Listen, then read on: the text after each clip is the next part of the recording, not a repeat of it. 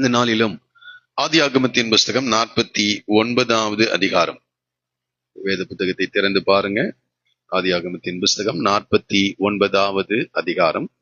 முதல் 4 வசனங்களை நாம் எல்லாரும் சேர்ந்து வாசிக்க போகிறோம். எல்லாரும் எடுத்துக்கொள்ளுங்கள். ஆதியாகமத்தின் புஸ்தகம் 49 1 4 வசனங்கள் வரைக்கும் சேர்ந்து வாசிக்கலாமா? யாக்கோபு தன் குமாரரை அழைத்து, நீங்கள் கூடி வாருங்கள், கடைசி நாட்களில் உங்களுக்கு நேரிடும் காரியங்களை அறிவிப்பேன். யாக்கோபின் குமாரரே, கூடி வந்து கேளுங்கள், உங்கள் தகப்பனாகிய இஸ்ரவேலுக்கு செவி கொடுங்கள்.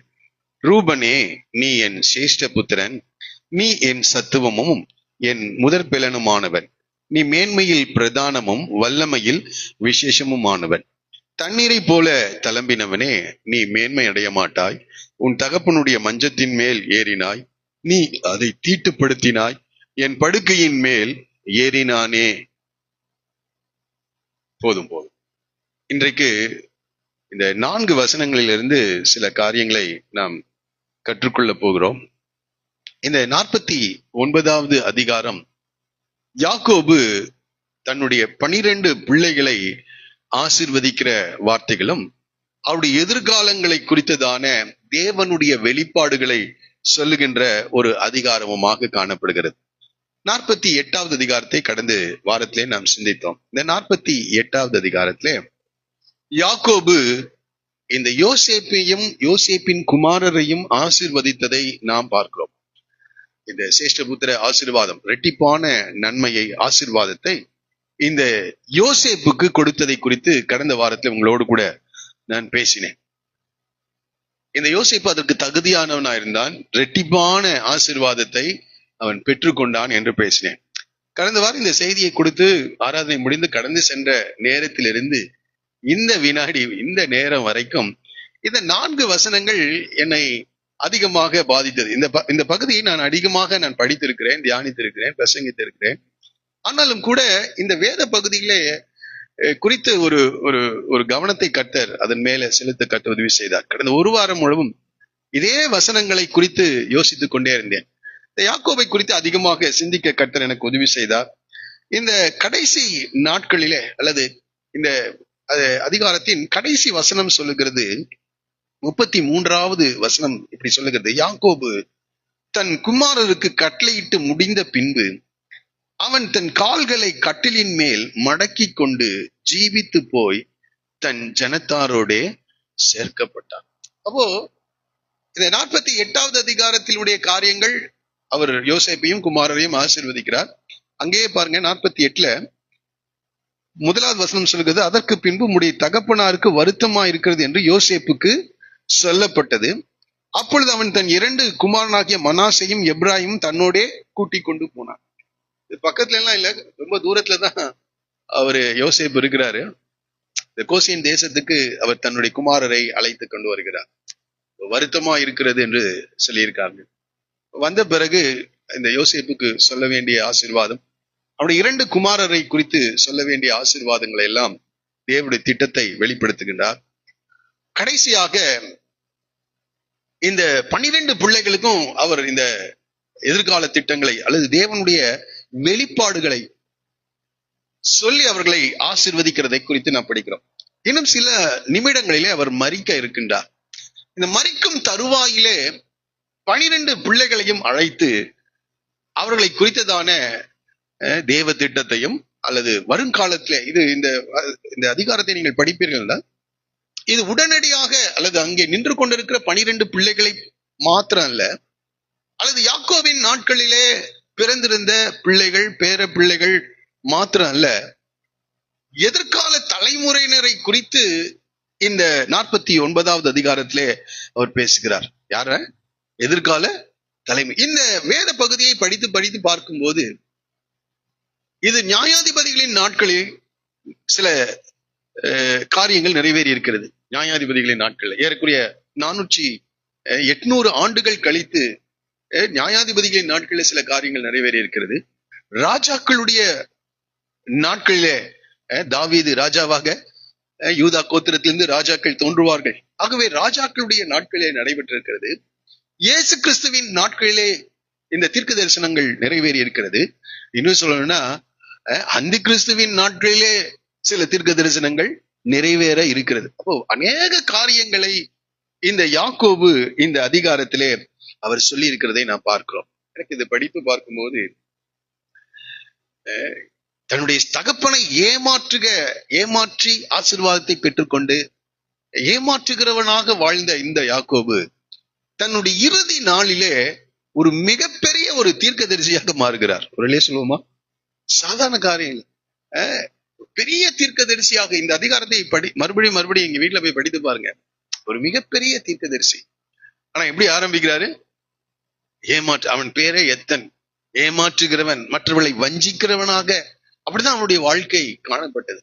ஆனால் ஒரு மனிதனுடைய வாழ்க்கையை தேவன் எவ்வாறு உருமாற்றுகிறார் என்பதை இந்த அதிகாரத்துல அநேக காரியங்களை நாம் படிக்க முடிகிறது. இதெல்லாம் படிக்க ஏன் இப்படி ஒவ்வொரு வசனமா ஒவ்வொரு காரியத்தையா நம்ம படிக்கணும்னா, இது நமக்கு போதனையாக எழுதப்பட்டிருக்கிறது. இது எதற்காக எழுதப்பட்டிருக்கிறது? போதனையாக. ரோமர் நிருபம் 15ஆம் அதிகாரம் 4வது வசனத்தில் இப்படி படிக்கிறோம். ரோமர் 15:4. தேவ வசனத்தினால் உண்டாகும் பொறுமையினாலும் ஆறுதலினாலும் நாம் நம்பிக்கை உள்ளவர்களாகும்படிக்கு முன்பு எழுதியிருக்கிறவைகள் எல்லாம் நமக்கு போதனையாக எழுதியிருக்கிறது என்று. ஆகவே இதுல அநேக போதனைகள் நமக்கு இருக்கின்றது.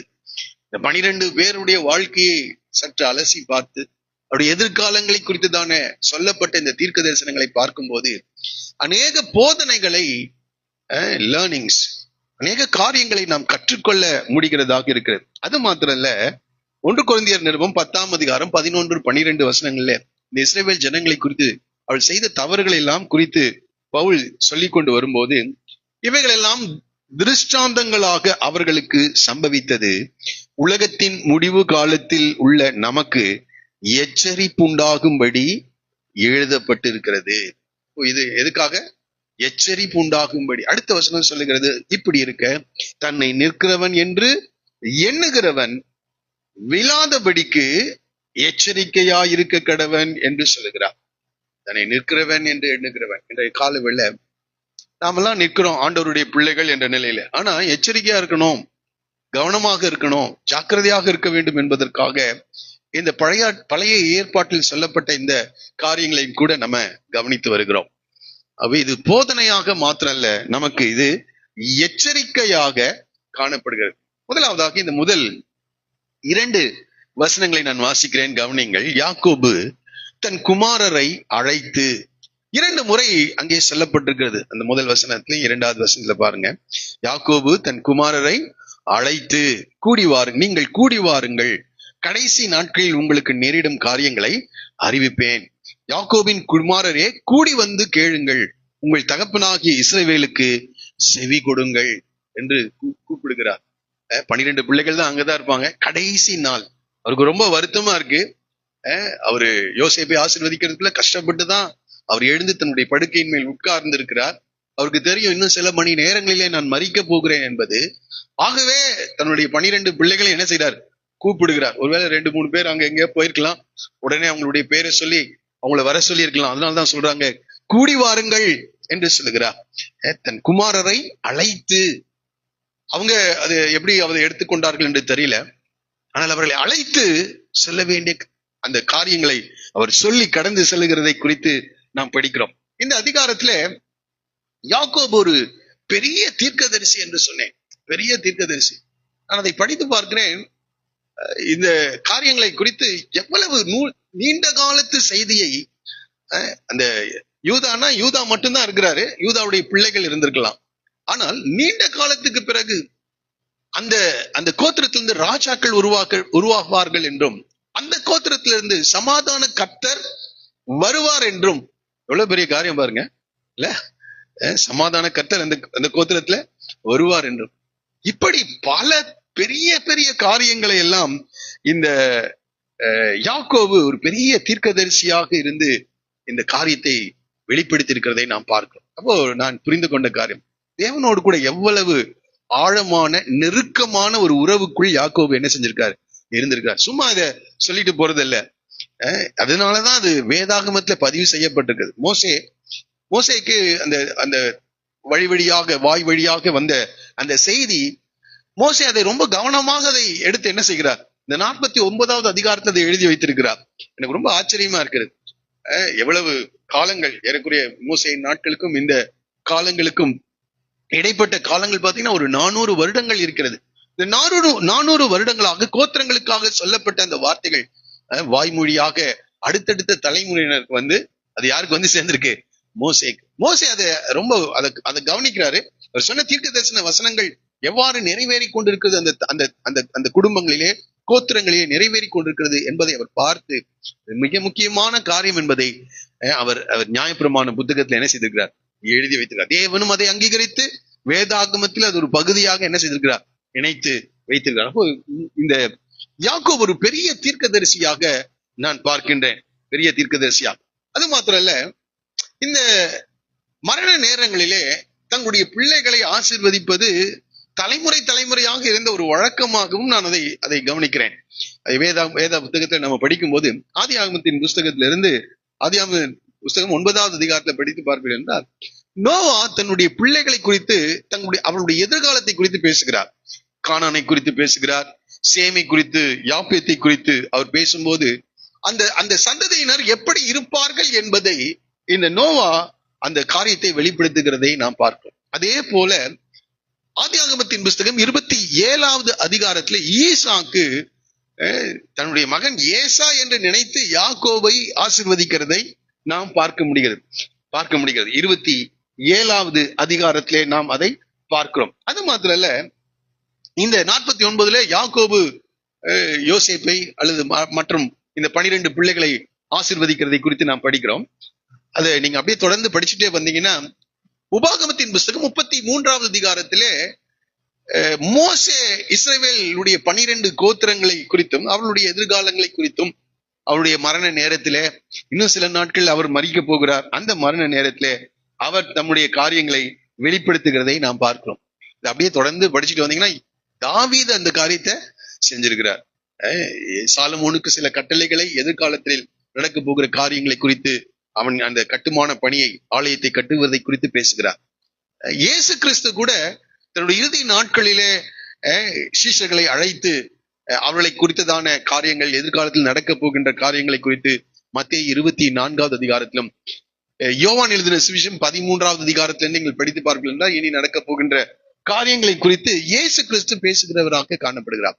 ஆகவே இது வழக்கமாக வருகின்ற ஒரு காரியமாக இருக்கு. ஆனால் இந்த இடத்துல மற்றவர்கள் சொல்லுவதெல்லாம் ரெக்கார்ட் பண்ணல. ஆனால் மிக குறிப்பாக சில சொல்லுகிற காரியங்களை, ஒரு தேவ பிள்ளையாக, அது எதிர்காலத்தை குறித்ததான தேவனுடைய வெளிப்பாட்டை பெற்றவர்களுடைய வார்த்தைகளை வேதாகமும் பதிவு செய்திருக்கிறது. ஆகவே இந்த காலை வேளையில இந்த வசனங்களிலிருந்து சில காரியங்களை நம்ம கற்றுக்கொள்ள போகிறோம். இந்த காரியங்கள் அவர்கள் எகிப்து தேசத்துல அவர்கள் வாழ்ந்து கொண்டிருக்கிறார்கள். இந்த எகிப்து தேசத்திலிருந்து கானான் தேசத்திற்குள்ளாக அவர்கள் போக போகிறார்கள்.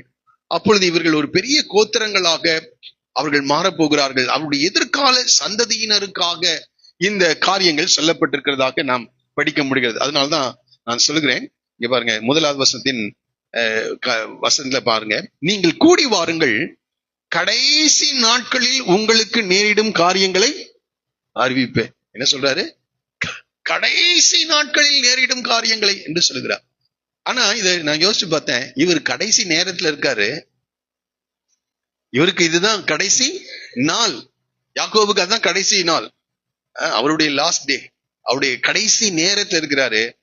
ஆனா ஆவிக்குரிய கண்கள் திறந்தா கடைசி காலங்களில் நடைபெறுகிற காரியங்களை குறித்து அவரால் சொல்ல முடிகிறது.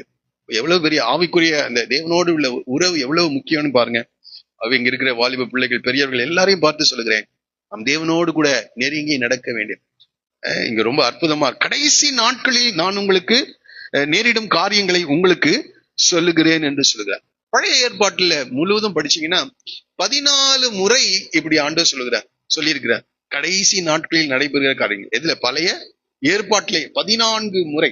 சில காரியங்களை உங்களுக்கு நான் சொல்லும்படி விரும்புகிறேன். ஏசாயா தீர்க்கதரிசன புத்தகம் 2ஆம் அதிகாரம் 2வது வசனத்தை வாசிச்சு பாருங்க. ஏசாயா 2:2.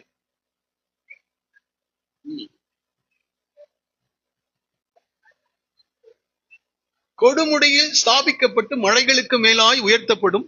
எல்லா ஜாதிகளும் அதற்கு எப்படி பாருங்க, கடைசி ஏசியா சொல்ற கடைசி நாட்கள்ல இப்படி எல்லாம் நடக்கும் அப்படின்னு சொல்றாரு. இன்னொரு வசனத்தை கூட வாசிச்சு பார்க்கலாமா?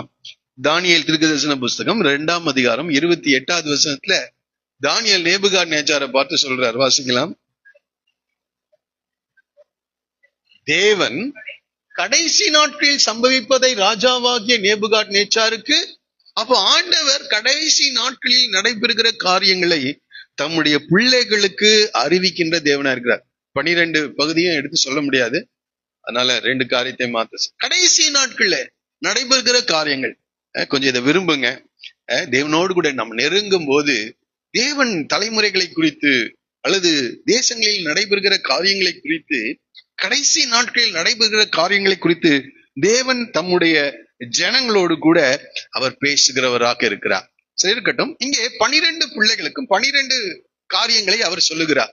முதல்ல நாம எடுத்துக்கொள்கிறது யாருன்னா ரூபனை குறித்து படிக்கிறோம். 3வது வசனத்துல இருந்து நாம் ரூபனை குறித்து நாம் படிக்கிறோம். அங்க அது சொல்றதுக்கு முன்னாடி சொல்றாரு, யாக்கோபின் குமாரரே கூடி வந்து கேளுங்கள், உங்கள் தகப்பனாகிய இஸ்ரவேலுக்கு செவி கொடுங்கள். கேளுங்கள் என்று சொல்லுகிறார். அடுத்தது சொல்றாரு செவி கொடுங்கள். எல்லாரும் சொல்லுங்க, கேளுங்கள். அடுத்தது செவி கொடுங்கள். இன்னொரு தடவை சொல்லுவோமா? கேளுங்கள், செவி கொடுங்கள். அப்படின்னா என்னது? எல்லாருடைய காதும் இங்கதான் இருக்குது, எனக்கு தெரியும். ஆனா என்ன சொல்றாரு? செவி கொடுங்கள். அதனாலதான் அடிக்கடி ஆவியானவர் சொல்லுவார், ஆவியானவர் சபைகளுக்கு சொல்லுகிறதை காதுள்ளவன் கேட்க கடவன். அப்ப இங்க எல்லாருக்கும் காது இருக்கா? அவன் கொஞ்சம் கேளுங்க, கொஞ்சம் செவி கொடுங்க. இது வசனத்துல என்ன சொல்லி இருக்கிறாரு? செவி கொடுங்க. சரி, ஓகே. நாம இந்த 2வது 3வது 4வது வசனத்துல நம்ம படிக்க போறோம். இந்த ரூபனை குறித்து இது யாக்கோபு சொல்லுகிறதா இருந்தாலும் யாக்கோபு சொன்ன மாதிரி தெரியல அது எனக்கு. ஏன்னா யாக்கோபு சொன்னா எல்லாம் நடக்குமான்னு, ஒரு மனிதனுடைய வார்த்தை நிறைவேறுமான்னு தெரியுது. ஆனால் யாக்கோபுடைய வாழ்க்கையில தேவன் வெளிப்படுத்தப்பட்ட, தேவனால் கொடுக்கப்பட்ட செய்தி அவன் வாயிலிருந்து என்ன செய்து வருகிறது. சரி, அந்த நிலையில இருந்து நாம் இதை படிப்போம். ஓகே. ரூபனே, நீ என் சேஷ்ட புத்திரன், நீ என் சத்துவமும் என் முதற் பலனும் ஆனவன், நீ மேன்மையில் பிரதானமும் வல்லமையில் விசேஷமும் ஆனவன். தண்ணீரை போல தளம்பினவனே, நீ மேன்மை அடைய மாட்டாய். உன் தகப்பனுடைய மஞ்சத்தின் மேல் ஏறினாய், நீ அதை தீட்டுப்படுத்தினாய், என் படுக்கையின் மேல் ஏறினானே. இத நீங்க கேட்டிருப்பீங்க, படிச்சிருப்பீங்க, தியானித்திருப்பீங்க. இவன் செய்திகள்லாம் நமக்கு எல்லாருக்கும் நல்லா தெரியும். இதை பல மொழிபெயர்ப்புகளை நான் வாசித்து கொண்டிருந்தேன். அப்படி மொழிபெயர்ப்புல வாசிக்கும் போது ஒரு தமிழ் மொழிபெயர்ப்பு என்னை ரொம்ப கவர்ந்தது. அந்த மொழிபெயர்ப்பை தயவு செய்து போடும்படி கேட்கிறேன். அதை தயவு செய்து நீங்க கவனிங்க. அது இன்னும் ரொம்ப தெளிவாக அது தமிழ்லயே இருந்ததுனால அதை எடுத்துட்டு வந்தேன். தெரியுமா? நான் அதை படிக்கிறேன், நீங்க அதை தயவு செய்து பாருங்களேன். Right, okay. ரூபனே, என் முதல் மகனே, நீ எனக்கு முதல் பிள்ளை, எனது மனித சக்தியின் முதல் அடையாளம் நீயே. நீயே வல்லமையும் மரியாதையும் உள்ள குமாரனாக விளங்கி இருக்கலாம். ஆனால் உனது உணர்ச்சிகளை வெள்ளம் போல உன்னால் கட்டுப்படுத்த முடியாததாக இருக்கிறது. எனவே நீ மரியாதைக்குரியவனாக இருக்க மாட்டாய். நீ உன் தந்தையின் படுக்கையின் அவர் மனைவிகளுள் ஒருத்தியோடு படுத்தவன். நீ எனது படுக்கைக்கே அவமானம் தேடி தந்தவன். இந்த முதல் 3வது வசனத்தை நான் படித்து பார்த்தேன். முதல்ல ஒவ்வொரு வசனமா நம்ம போலாம். இந்த 3வது வசனம் சொல்லுகிறது, ரூபனே, என் முதல் மகன் நீ, என் முதல் மகனே, நீ எனக்கு முதல் பிள்ளை, எனது மனித சக்தியின் முதல் அடையாளம் நீயே. நீயே வல்லமையும் மரியாதையும் உள்ள குமாரனாக விளங்கி இருக்கலாம். இங்கே யாக்கோபு ஒரு பெரிய எக்ஸ்பெக்டேஷன், தன்னுடைய முதல் மகனாகிய ரூபன் மேல் ஒரு பெரிய எதிர்பார்ப்பு அவருக்கு என்ன செய்தது இருக்கிறது. எப்போதும் ஒரு திருமணமாகி இந்த முதல் பிள்ளை பிறக்கும் போது ஒரு பெரிய எக்ஸ்பெக்டேஷன் அந்த பெற்றோருக்கு என்ன செய்யும் இருக்கும், ஒரு பெரிய எதிர்பார்ப்பு இருக்கும். இதை கவனிங்க, பெற்றோரின் எதிர்பார்ப்பு. ஆகவே இந்த யாக்கோபு மற்றவங்களை இந்த ஏசாவை போல இல்ல. அவன் 40 வயசுல என்ன செஞ்சுட்டான்? கானானிய பெண்களை போய் திருமணம் செய்து தேவனுடைய வாக்குத்தத்தத்தையும் தேவனுடைய அந்த ஆளுகையை விட்டு அவன் கலந்து சென்று விட்டான். ஆனால் இவன் இந்த யாக்கோபு 77 வயது வரைக்கும் என்னவே இல்லை, அவருக்கு திருமண வாழ்க்கையே இல்லை. அதற்கு பிறகு அவனுடைய பெற்றோர் அவனை அனுப்புகிறார்கள். அவன் 77வது வயதுல இந்த லாபான் வீட்டிற்கு வருகிறான். அங்கே லேயாலை அவன் திருமணம் செய்கிறான், ராகேலை திருமணம் செய்கிறான். நமக்கு தெரியும். இப்பொழுது முதல் பிறக்கிறது, அவனுக்கு முதல் ஒரு குழந்தை பிறக்கிறது. 77 பிளஸ் ஒரு 7 எவ்வளவு ஆச்சு? 84 வயதுல அவனுக்கு ஒரு பிள்ளை பிறக்கிறது. கொஞ்சம் அதை யோசிச்சு பாருங்க, 84 வயது. அப்போ அவனுக்கு ஒரு பெரிய எதிர்பார்ப்பு இருக்கிறது. 84 வயதுல ஒரு பிள்ளையை பெற்றெடுக்கிறான். அப்போ அவன் ஒரு பெரிய எதிர்பார்ப்போடு அவன் காணப்படுகிறான். இந்த பிள்ளை சில எதிர்பார்ப்பு, பெற்றோருக்கு பிள்ளைகள் மேல் சில எதிர்பார்ப்புகள் இருக்கிறது. இருக்கிற உங்க பிள்ளைகளை பார்த்து சொல்ல, உங்களை குறித்து பெற்றோருக்கு என்ன இருக்கு? எதிர்பார்ப்புகள் இருக்கு. அதே போல தேவனுடைய பிள்ளைகளாகிய நம்மை பற்றி தேவனுக்கு ஒரு பெரிய எதிர்பார்ப்பு இருக்கிறதை இந்த வேத வசனங்களிலிருந்து நான் புரிந்து கொண்டேன். தேவனுக்கு ஒரு பெரிய எதிர்பார்ப்பு காணப்படுகிறது. நீ இதுல சொல்லும் போது சொல்றாரு, மரியாதை உள்ள குமாரனாக விளங்கி இருக்கலாம் அப்படின்றார். உனக்கு எல்லா வாய்ப்புகளும் கொடுக்கப்பட்டது, நீ மரியாதைக்குரியவனாக இந்த மேன்மையான ஆசீர்வாதங்களை பெற்றுக்கொண்டிருக்கலாம். ஒரு வேதனையிலே சொல்லுகிறார். எடுத்த உடனே 4வது வசனத்தை நீ தண்ணீரை போல தலைம்பினவன் என்றெல்லாம் சொல்ல, அவனை அந்த காரியத்தை சொல்லுவதற்கு முன்பதாக அவனுக்கு கொடுக்கப்பட்ட மேன்மையை குறித்து பேசுகிறார். அவனுக்கு கொடுக்கப்பட்ட சிறப்புரிமைகளை குறித்து பேசுகிறார். அவனுக்கு கொடுக்கப்பட்ட வாய்ப்புகளை குறித்து பேசுகிறார். இன்றைக்கு கூட நமக்கும் ஆண்டவர் சில வாய்ப்புகளை கொடுத்திருக்கிறார், சில மேன்மைகளை கொடுத்திருக்கிறார். ஆனால் இந்த மேன்மைகளையும் இந்த வாய்ப்புகளையும் தவற விட்டவர்களாக நாம் வாழ்ந்து கொண்டிருக்கிறோமா என்பதுதான் இந்த செய்தியினுடைய காரியம். பெற்றோருக்கு பிள்ளைகள் மேல் பெரிய எதிர்பார்ப்பு, தேவனுக்கு நம்மேல் ஒரு பெரிய எதிர்பார்ப்பு இருக்கிறது. அந்த எதிர்பார்ப்பை பூர்த்தி செய்யாமல் போய்விடுகிறோமா? அதை தான் இந்த காலையில நாம் சிந்திக்க இருக்கிறோம். ஆகவே சொல்லுகிறார் ரூபனே, ஒவ்வொரு வசனத்தையும் ஒவ்வொரு காரியத்தையும் நம்ம இதுல இருந்து நம்ம படிக்க போகிறோம். இதை நான் யோசித்து பார்த்தபோது இந்த ரூபனுக்கு ஒரு முக்கிய செய்தியை சொல்லுகிறார். ஆண்டவர் என்ன சொல்றாரு? ரூபனுக்கு ஒரு முக்கிய செய்தி, 12 பிள்ளைகளுக்கு ஒரு முக்கிய செய்தி. இதுல நீங்க படிச்சு பாத்தீங்கன்னா, வீட்டுல போய் நான் சொன்ன பிறகாவது படிங்க. இந்த ரூபனை குறித்து நீ நீ நீ என்று எவ்வளவு தடவை வருதுன்னு பாருங்களேன். நம்ம வேதாகமத்துல 3-4 வசனங்களை பாருங்களேன். 4 நீ என் சேஷபுத்திரன் சொல்றாரு, நீ என் சத்துவம் என்று சொல்லுகிறார், நீ மேன்மையில் பிரதானமானவன் என்று சொல்லுகிறார். அடுத்தது நீ அதை நீ தீட்டுப்படுத்தினாய் என்று சொல்ல. 4 முறை நீ 5 முறை நீ நீ என்ற வார்த்தை என்ன செஞ்சுட்டே இருக்கு? வந்துட்டே இருக்கு. நேரடியாக ரூபனை பார்த்து சொல்லுகிறார். ஆனா மற்றவங்களை பார்த்து அப்படியெல்லாம் சொல்லல. இந்த மற்ற நீங்க படிச்சு பார்த்தீங்கன்னா யோசேப்பை குறித்து சொல்லுகிறார், நீ என்று சொல்லுகிறார். ஆனா மற்றவர்களை குறித்து சொல்லும் போது சொல்றாரு, சிமியோனும் லேவியும் ஏக சகோதரர்கள், அவருடைய பட்டயங்கள் கொடுமையான கருவிகள் என்று 3rd பர்சன்ல சொல்றார். ஆனால் குறிப்பாக யோசேப்பை குறித்தும் யூதாவை குறித்தும் இந்த ரூபனை குறித்தும் அவர் பேசும்போது நேரடியாக பேசுகிறதை நாம் பார்க்கிறோம். அப்போ இந்த ரூபனுக்கு ஒரு முக்கிய செய்தியை ஆண்டவர் நேரடியாக என்ன செய்கிறார்? கொடுக்கின்றார். நேரடியாக கொடுக்கின்றார். சரி, இருக்கட்டும். இந்த இடத்துல நாம் படிக்கும்போது நீ என் சிரேஷ்ட புத்திரன் என்று சொல்லுகிறார், அல்லது முதல் பிறந்த மகன். அதான் அந்த டிரான்ஸ்லேஷன்ல படிக்கிறேன். ரூபனே என் முதல் மகனே என்று சொல்லுகிறார். என் முதல் மகனே. ஒருவேளை நீங்க நினைக்கலாம், நான் கூட இப்படிதான் நினைச்சேன், ஒரு முதல் பிறந்த பிள்ளை அப்படின்ற நிலையில பேசுறாரா அப்படின்னு. இப்ப நாம கூட நீங்க கூட நினைக்கலாம், இது முதல் பிறந்த பிள்ளைகளுக்கு விட்டுட்டு போயிடாதீங்க, அதை நான் பின்னாடி நான் சொல்றேன். அவ என் முதல் மகனே என்று சொல்லுகிறார். சரி, அடுத்தது நீ எனக்கு முதல் பிள்ளை என்று சொல்லுகிறார். அடுத்தது என் மனித சக்தியின் முதல் அடையாளம் நீயே என்று சொல்லுகிறார். அடுத்த மாத்திர நீயே வல்லமையும் மரியாதையும் உள்ள குமாரனாக என்ன செஞ்சிருக்கலாம்? விளங்கி இருக்கலாம் என்று சொல்லுகிறார். எனக்கு இதை படிக்கும் போது ரொம்ப ஆச்சரியம்.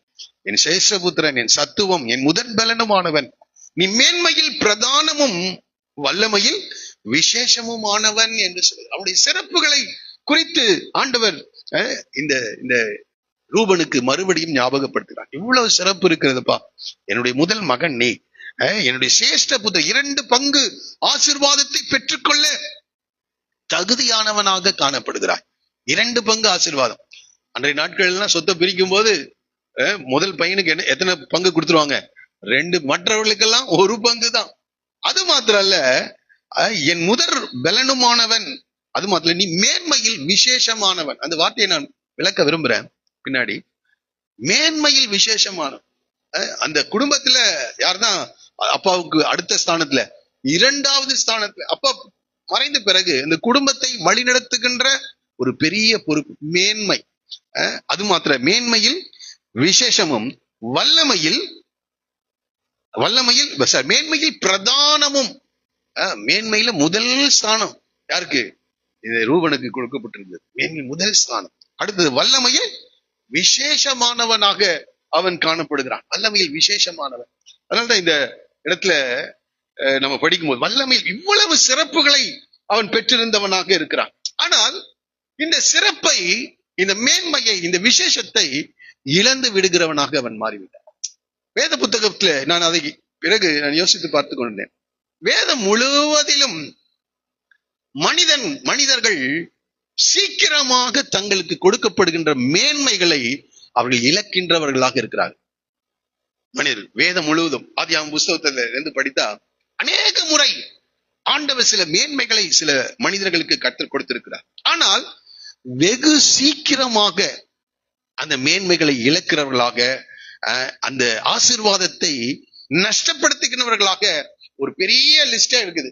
இப்ப நான் சொன்னா நீங்க புரிஞ்சுக்குவீங்க. முதல் மனிதன் ஆண்டவர் அவனை சிருஷ்டிக்கும் போது தமது சாயலாக தமது ரூபத்தின்படி அவனை சிருஷ்டித்தார். கொஞ்சம் யோசிச்சு பாருங்க, ஆண்டவருக்கு எவ்வளவு எக்ஸ்பெக்டேஷன். ஆண்டவருக்கு முதல் மகன் யாரு? குமாரனாகிய கிறிஸ்து. இந்த பூமியில மனிதனை உண்டாக்கும் போது அவருக்கு எப்படி இருந்திருக்கும்? அதுவும் எப்படி சிருஷ்டிக்கிறாரு? தமது சாயலாக தமது ரூபத்தின்படி சிருஷ்டிக்கிறார். சரி, இவனை சிருஷ்டிக்கிறதுக்கு முன்பாக ஆண்டவருடைய எதிர்பார்ப்பு பாருங்க, ஆண்டவருடைய காரியம் பாருங்க. இவன் வாழ்வதற்காக ஒரு சிறப்பான பூமியை என்ன செய்திருக்கிறார் ஆண்டவர்? எவ்வளவு பெரிய காரியம்! மனிதன் வாழ்வதற்காக சிறப்பான, எந்த கோள்களிலும் இல்லாத காரியம். மற்ற கோள்கள்லாம் என்ன இருக்கு?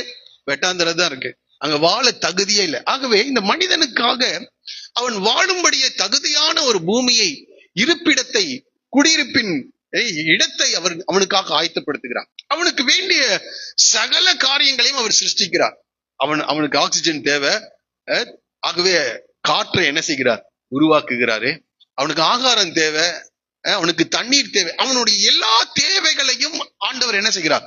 பூர்த்தி செய்து இந்த முதல் மனிதனாகிய ஆதாமை தேவன் தமது சாயலாக தமது ரூபத்தின்படி உண்டாக்கி பார்த்து சொல்றாரு, எல்லாவற்றையும் நீ என்ன செய்? ஆளுகை செய் என்று சொல்றார். ஆளுகையை அவனுக்கு கொடுக்கின்றான். எல்லாவற்றையும் நீ ருசிக்கலாம், எல்லா ஆளுகையும் அவனுக்கு கொடுக்கிறார். ஆனா ஒரே ஒரு கட்டளையை மாத்திரம் என்ன செய்யறார்? கொடுக்கின்றார். ஆனால் ரொம்ப நாள் அந்த அந்த அந்த அந்த ஆசீர்வாதத்தை அவன் என்ன செய்யல? தக்க வைக்கல. உடனடியாக என்ன செய்யறான்? அந்த அந்த தேவனுடைய வார்த்தைக்கு விரோதமாக செயல்பட்டு தேவன் எதிர்பார்த்திருந்த அல்லது தேவனுடைய எக்ஸ்பெக்டேஷனை இவன் சொல்றான், நீ இருந்திருக்கலாம். எப்படி? இந்த யாக்கோபினுடைய இருதயத்தை நான் தேவனுடைய இருதயமாக பார்க்கிறேன். அப்போ இவ்வளவு சிறப்புகளை நான் உனக்கு கொடுத்து நான் உன்னை உருவாக்கி இந்த ஏதேன் தோட்டத்துல வைத்தா ஒரே ஒரு சின்ன கட்டளைக்கு என்ன செஞ்சுட்ட? நீ கீழ்ப்படியாமல் போய்விட்டாய் என்று ஆண்டவர் ஒரு பெரிய வேதனையோடு கூட ஆதாமை பார்க்கிறார். பெரிய வேதனையோடு கூட ஆதாமை, இந்த யாக்கோபுக்கு ஒரு வேதனை. மரண நேரத்துல இந்த ரூபனை பார்த்தோ, நீ என் மகன், என் முதல் பிறந்தவன், நீ மேன்மையில் விசேஷமானவன், வல்லமையில் மேன்மை உள்ளவன் நீ.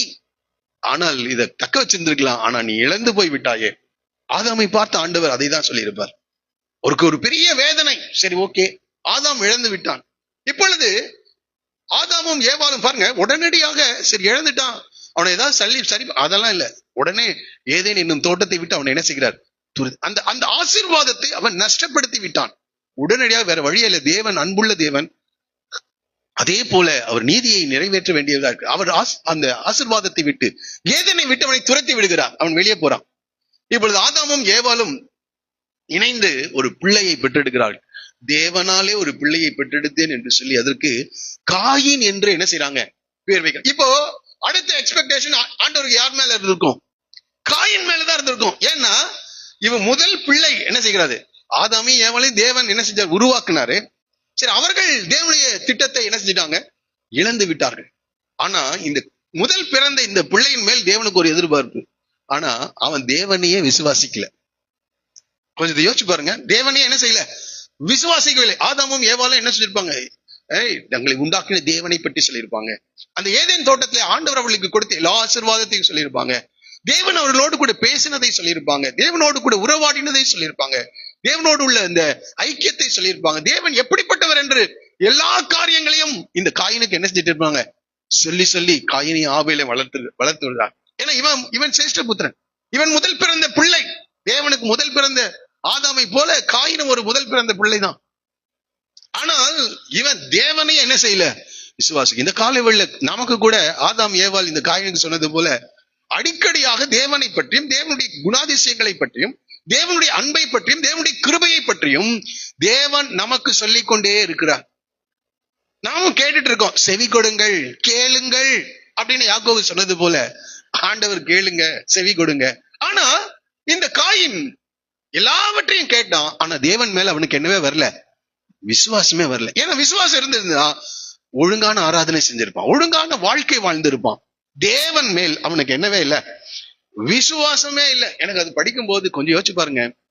ஆதாம் ஏவாளை குறித்து ஒரு வசனத்தை மறந்துட்டேன், அதை மட்டும் படிக்கலாம்.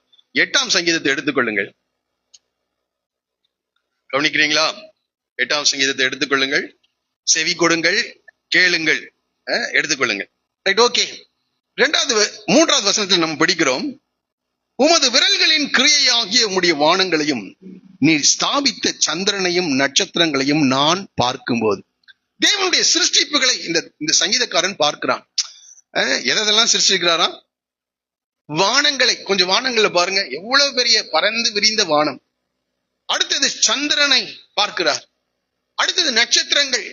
எல்லாவற்றையும் பேர் சொல்லி கணக்கிட்டு அவர் அழைக்கின்றவராக இருக்கிறார். இப்பேற்பட்ட கிரியைகள் எல்லாம் நான் பார்க்கும்போது நீர், அடுத்து 4வது வசனம், மனுஷனை நீர் நினைக்கிறதற்கும் மனுபுத்திரனை நீர் விசாரிக்கிறதற்கும் அவன். ஆமா, இவ்வளவு பெரிய சிருஷ்டிப்புகள் எல்லாம் சிருஷ்டித்த ஆண்டவர் சாதாரணமான ஒரு மனிதனை குறித்து சொல்லுகிறார். அவனை நீ நினைக்கிறதுக்கு எம்மாத்திரம் சொல்றாரு. நீர் அவனை தேவ தூதரிலும் சற்று சிறியவனாக்கினீர், மகிமையினாலும் கனத்தினாலும் அவனை முடிசூட்டினீர். சொல்லிட்டு சொல்றாரு, உம்முடைய கரத்தின் கிரியைகளின் மேல் நீர் அவனுக்கு ஆளுகை தந்து சகலத்தையும் அவனுடைய பாதங்களுக்கு எல்லாவற்றையும் ஆதாம் ஆளுகை செய்து கொண்டிருந்தார்.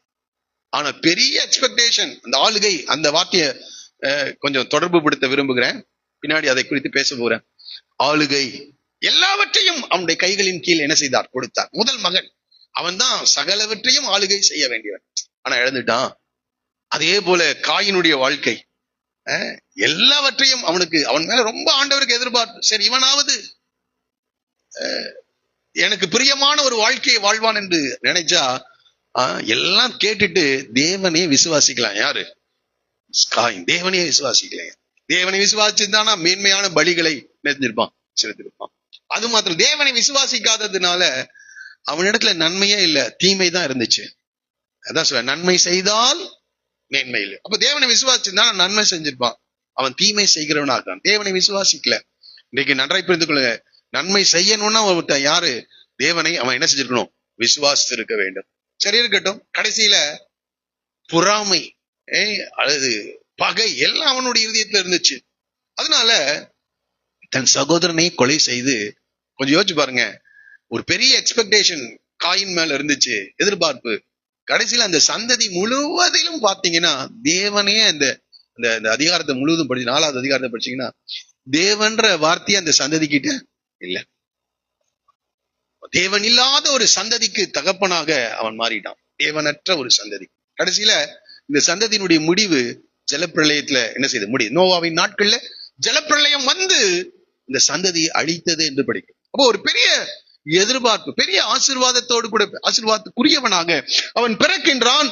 ஆனால் அவனால் என்ன செய்ய முடியல, அந்த ஆசீர்வாதத்தை தக்க வைத்துக் கொள்ள முடியவில்லை என்று இப்படி வேதத்துல அடுத்தது பார்த்தீங்கன்னா ஏசாவை குறித்து நான் சொல்லும்படி விரும்புகிறேன்.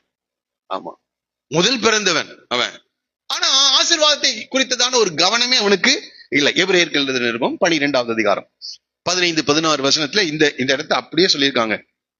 எபிரேயர் 12:15-16. ஒருவனும் தேவனுடைய கிருபை இழந்து போகாதபடிக்கும் யாதொரு கசப்பான வேர் முளைத்தெலும்பி கலகம் உண்டாக்குறதினாலே அநேக தீட்டுப்படாதபடிக்கும் ஒருவனும் வேசி கள்ளனாகவும் ஒருவேளை போஜனத்துக்காக தன் சேஷ்ட புத்திர பாகத்தை விற்று போட்ட ஏசாவை போல சீர்கெட்டவனாக இராதபடிக்கு எச்சரிக்கையாயிருங்கள் என்று சொல்றார். இப்போ இந்த ஏசாவுடைய தகப்பனாகிய ஈசாக்குக்கு யாக்கோவுக்கு ஆசீர்வாதம் கொடுக்கணும்னு இல்ல. யாருக்கு தான் கொடுக்கணும்? அத ஏசாவுக்கு தான் இந்த ஆசீர்வாதத்தை, இரட்டிப்பான நன்மையை, ஆசீர்வாதத்தை கொடுக்க வேண்டும் என்ற விருப்பம் இருந்தது. நன்றாய் புரிந்து கொள்ளுங்கள். ஆனால் இவன் வாழ்க்கை எப்படி இல்லை, அந்த விருப்பத்தை நிறைவேற்றுகிற அளவுக்கு இல்ல. அவன் வேசிக்கல்லனாக இருந்தான். அடுத்தது ஒருவேளை போஜனத்துக்காக, எவ்வளவு பெரிய காரியம் இல்ல, எவ்வளவு பெரிய ஆசீர்வாதம். ஆனால் அந்த அந்த அந்த ஒருவேளை போஜனத்துக்காக சேஷ்டபுத்திர பாகத்தை அவன் விற்று போட்டவனாக இருந்தான். ஆனா அடுத்த வசனம் 17வது வசனத்துல பிற்பாடுதான் அதை புரிந்து கொள்கிறான். அடுத்த வார்த்தை சொல்ல, ஏனென்றால் பிற்பாடு அவன் ஆசீர்வாதத்தை சுதந்திரித்துக் கொள்ள விரும்பியும் ஆகாதவன் என்று தள்ளப்பட்டதை அறிவீர்கள். அடுத்தது அவன் கண்ணீர் விட்டு கவலையோட தேடியும் மனம் மாறுதலை காணாம். கடைசியில அவனுக்கு புரியுது, இவ்வளவு பெரிய ஆசீர்வாதமா அப்படின்னு நினைக்கும் போது கண்ணீர் விட்டு கேட்கிறான், கதறி அழுகிறான். தகப்பனே என்னையும் ஆசீர்வாதி என்றாரு. இல்லப்பா, ஒரே ஒரு ஆசீர்வாதம் தான், அது யாருக்கு கொடுத்துட்டேன். ஈசாக்குக்கு ஏசாவை ஆசீர்வதிக்க வேண்டும் என்ற விருப்பம் இருக்கிறது. ஆனால் அவனுக்கு அந்த ஆசீர்வாதத்தை அவன் என்ன செஞ்சிட்டான், எழுந்துட்டான். ஏன்னா ஒருவேளை போஜனத்துக்காக. இந்த ஆதாமும் ஏவாளும் பாருங்க, எல்லாவித கனிகளும் இருந்துச்சுங்க. ஆனா ஒரே ஒரு கனியை தான் பறிக்க வேண்டாம்னு சொன்னாரு, சாப்பிட வேண்டாம்னு சொன்னாரு. ஆனா அதை என்ன செஞ்சான், பறித்து புசித்து பெரிய நஷ்டம், பெரிய நஷ்டம். அதே போல ஏசா ஆசீர்வாதத்துக்காகவே பிறந்திருக்காங்க அவன். ஆனா இப்படி இவன் ஆசீர்வதிக்கப்பட மாட்டான்றது ஆண்டவர் முன்னாடி என்ன செஞ்சிட்டு அறிந்திருக்கு, அதை சொல்றாரு. ஆனா ஈசாக்குக்கு ஏசாவை ஆசீர்வதிக்கணும்னு ஆசை. ஆனா அவன் வாழ்க்கையில் என்ன இல்ல, அந்த காரியங்கள் நடைபெறவில்லை.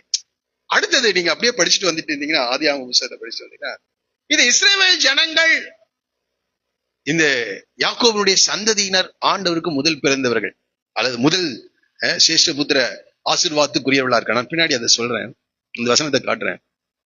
இந்த இஸ்ரவேல் ஜனங்கள், அவர்கள் மேல ஒரு பெரிய ஆபிரகாமை தேவன் தெரிந்து கொண்டாரா, அவன் சந்ததியை ஆசீர்வதித்து சகல ஜாதிகளிலும் அந்த ஜனத்தை தம்முடைய ஜனமாக தெரிந்து கொண்டு தம்மை அவர்களுக்கு வெளிப்படுத்தி அவர்களுக்கு நியாயப்பிரமாணங்களையும் கட்டளைகளையும் அவர்களுக்கு கொடுத்து அவர்களுக்கு ஒரு சிறப்பான ஒரு தேசத்தை அவர்களுக்கு என்ன செய்யறாரு, கொடுக்கிறாரு.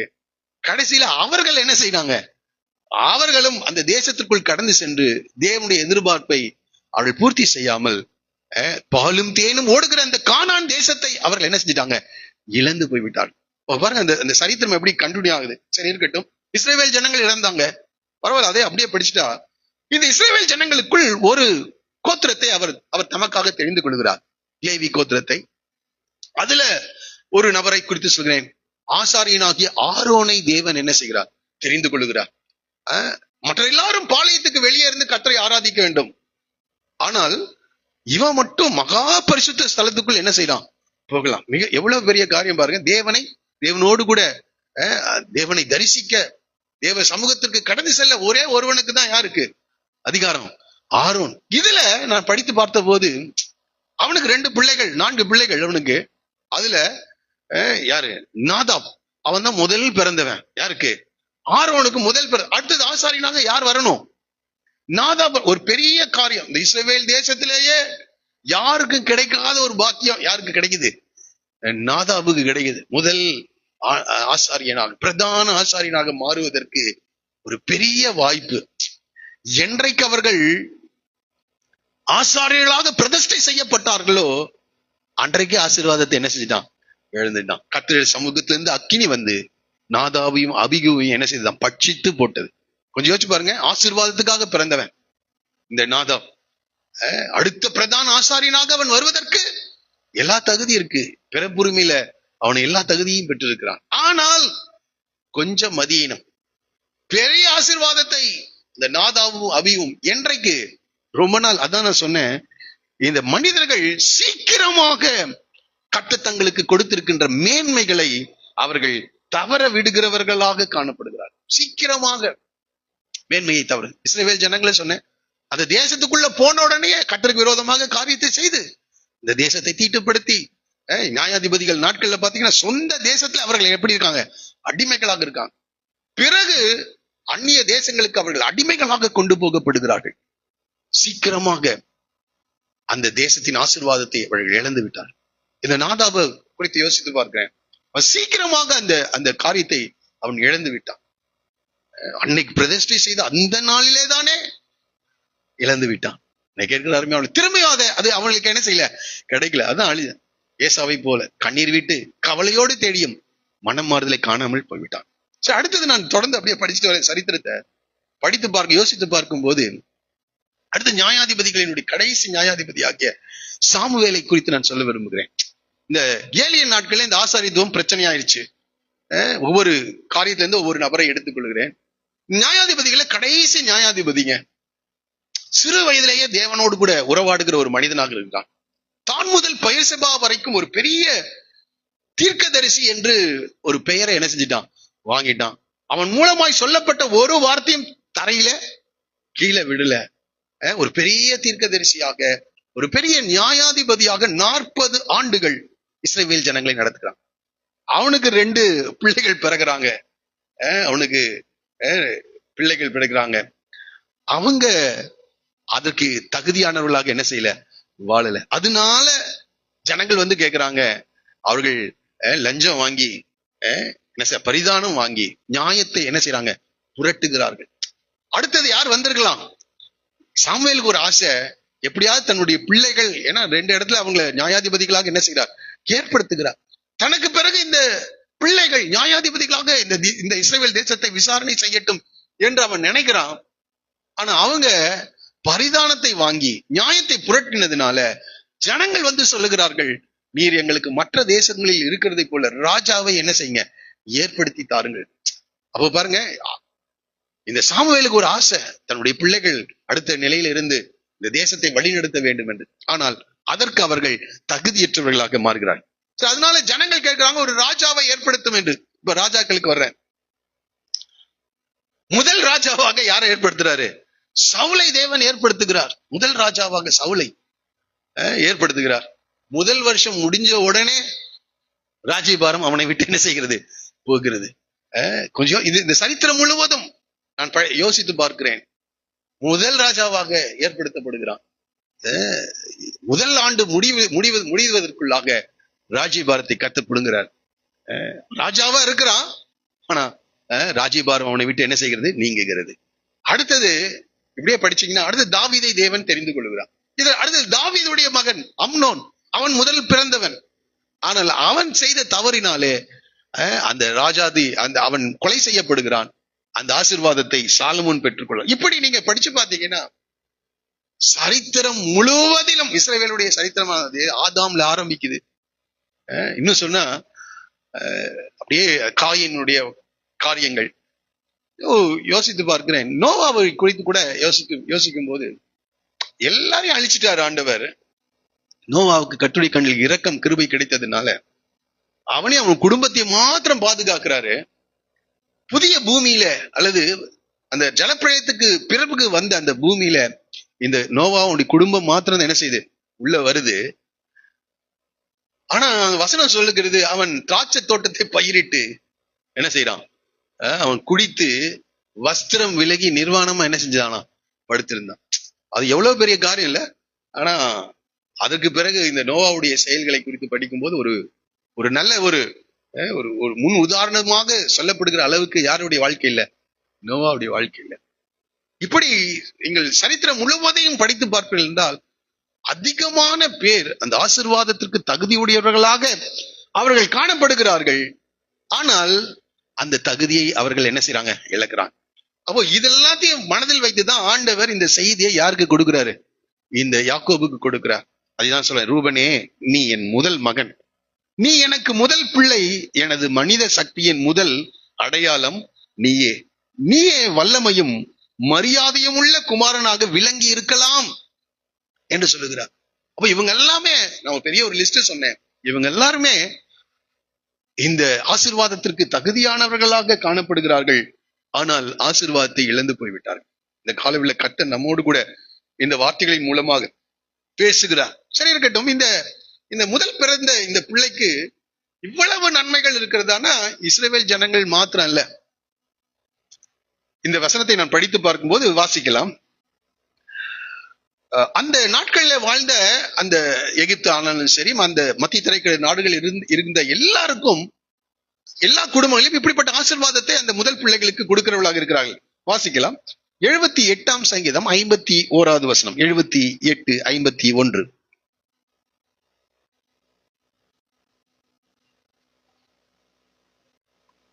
எகிப்தின் தலைச்சன்கள் அனைத்தையும்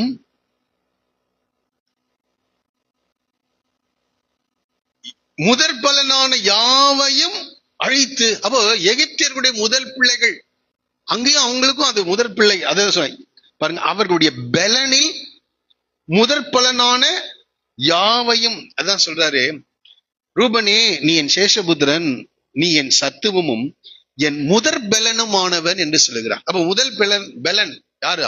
அவனுடைய பிள்ளை, யாக்கோபுடைய பிள்ளை முதல் ரூபன், முதல் பலன்.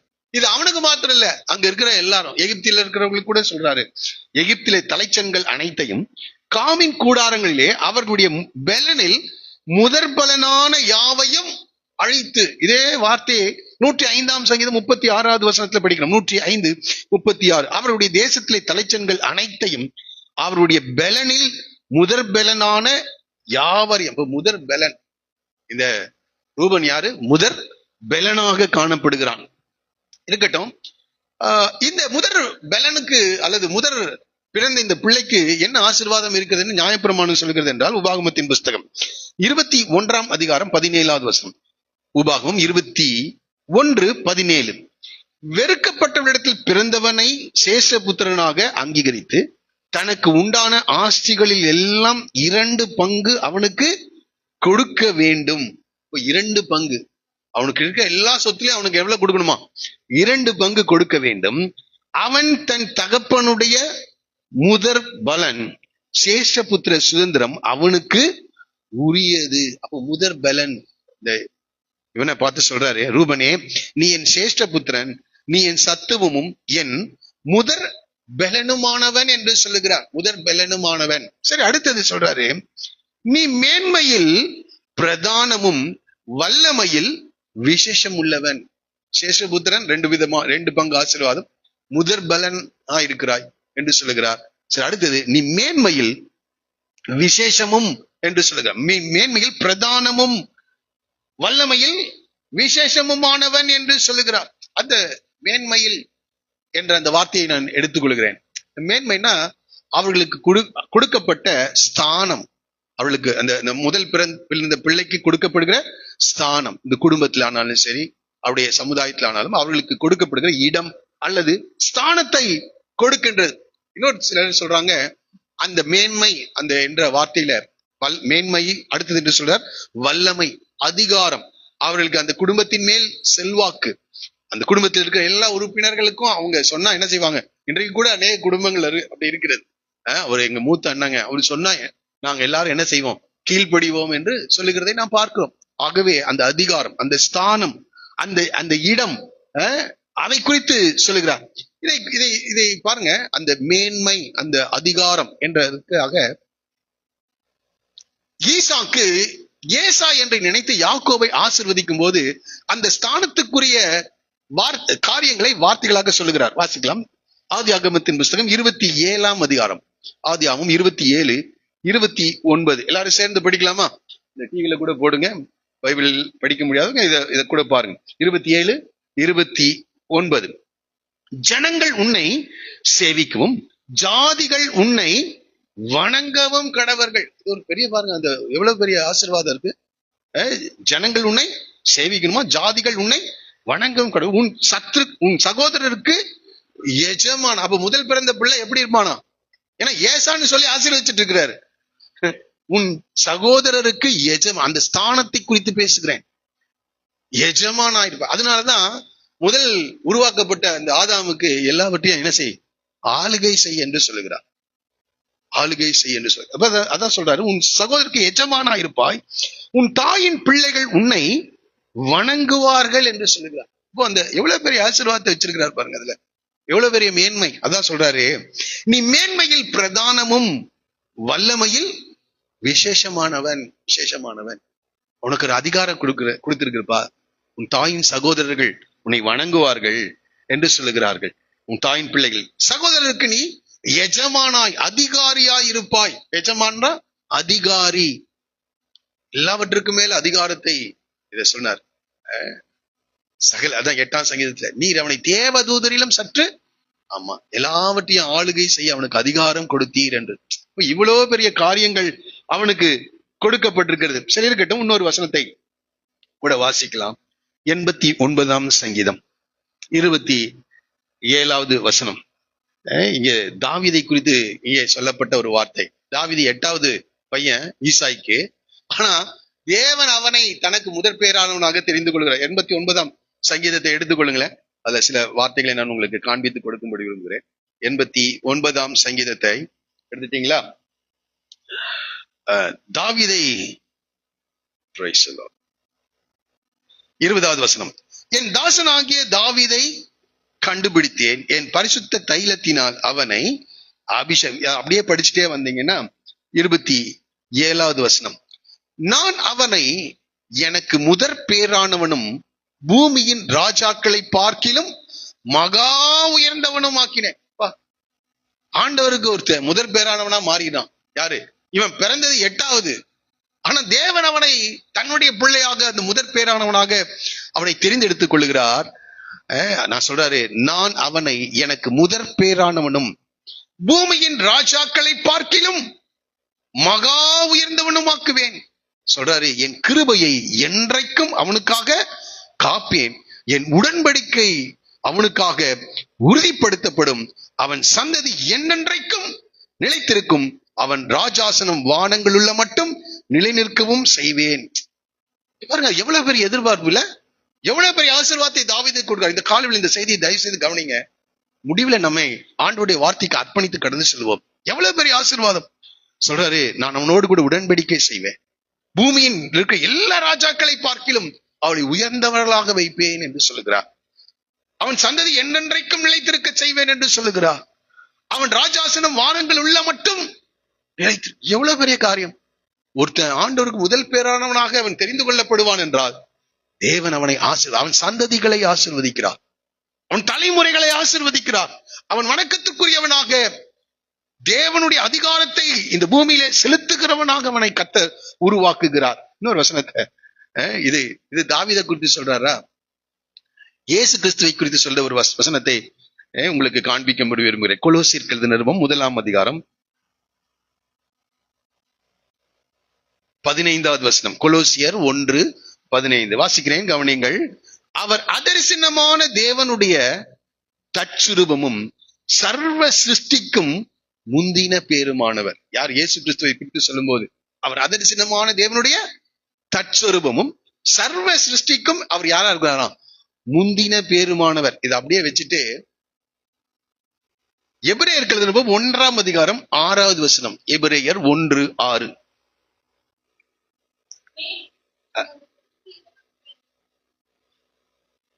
யார பிரவேசிக்க செய்தாரா?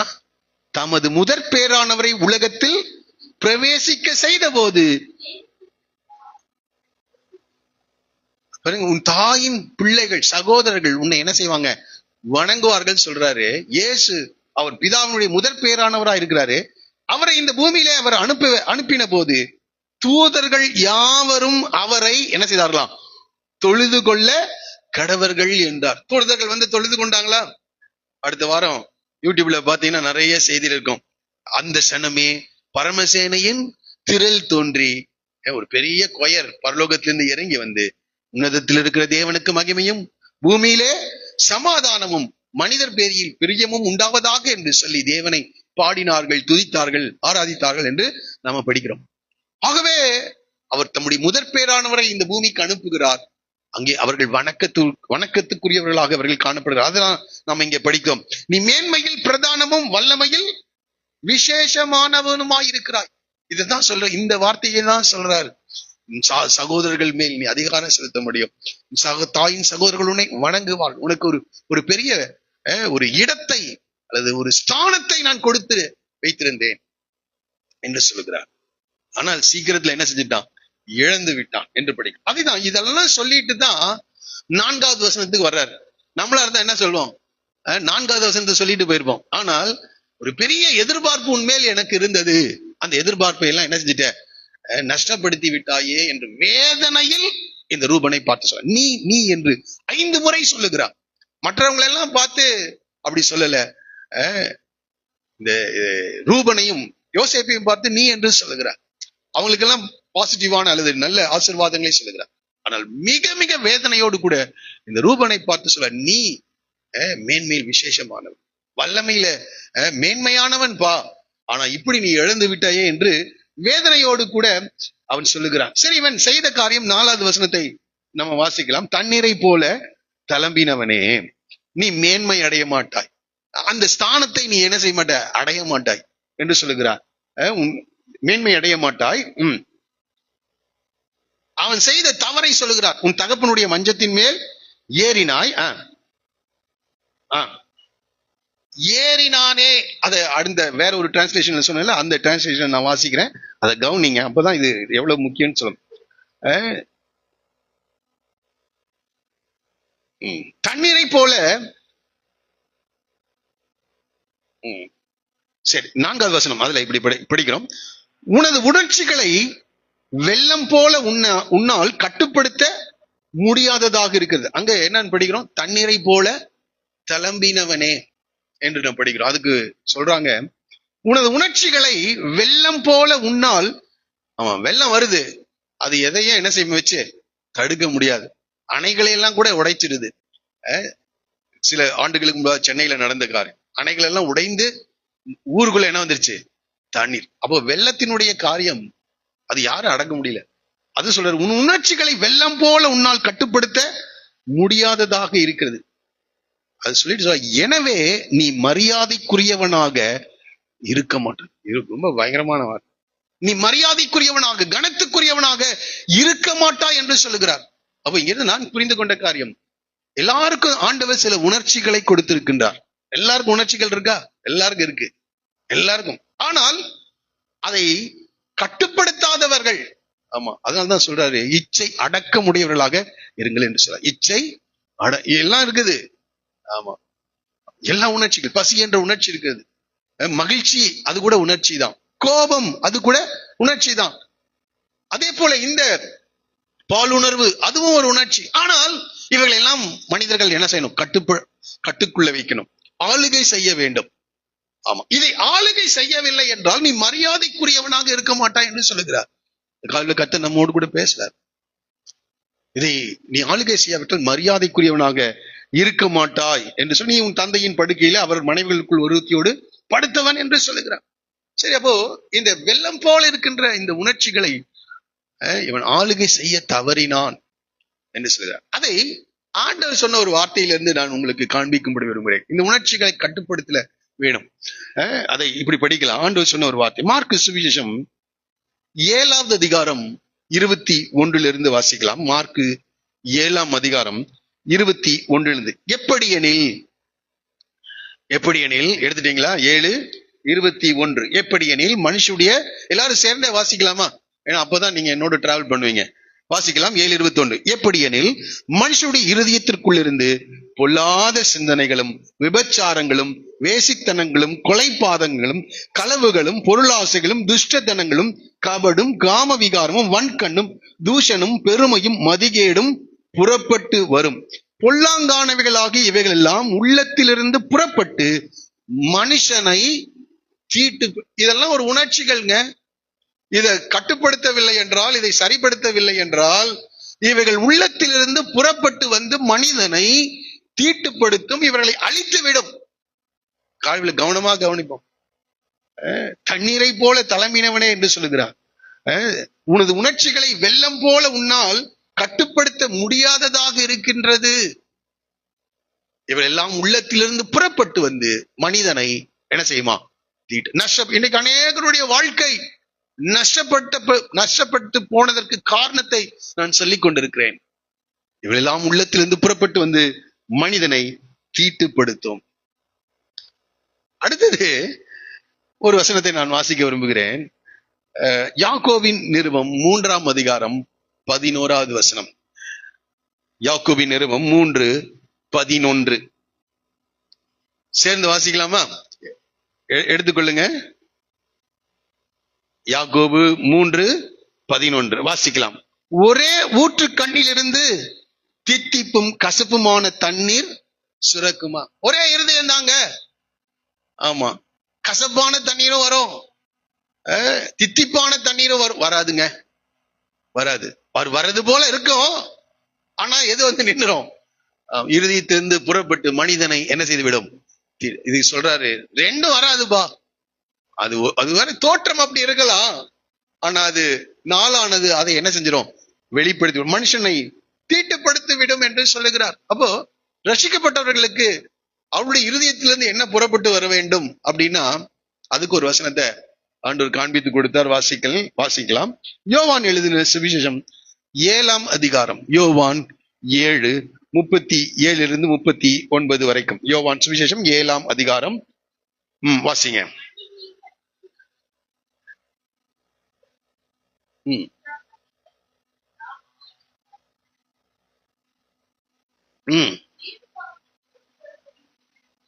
என்னிடத்தில் விசுவாசமா இருக்கிறவன் எவனோ.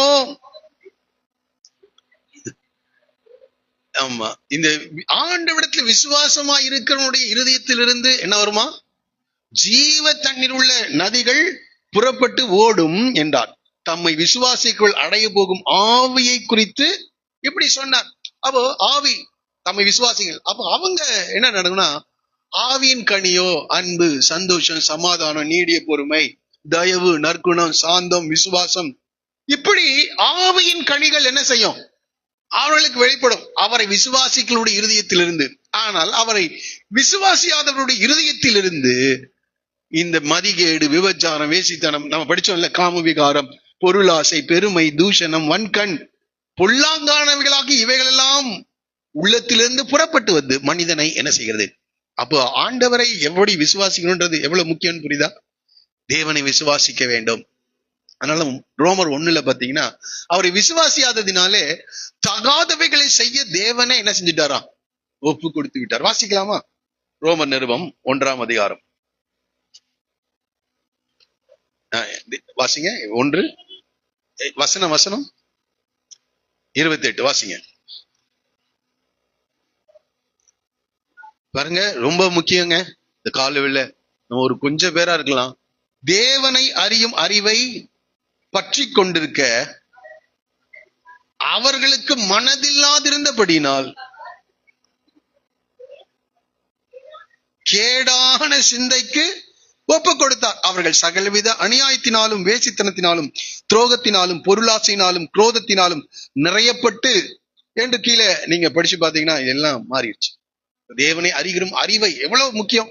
தேவன் எவ்வளவு ஒரு மனிதனுடைய வாழ்க்கையில முக்கியமா இருக்கிறார்.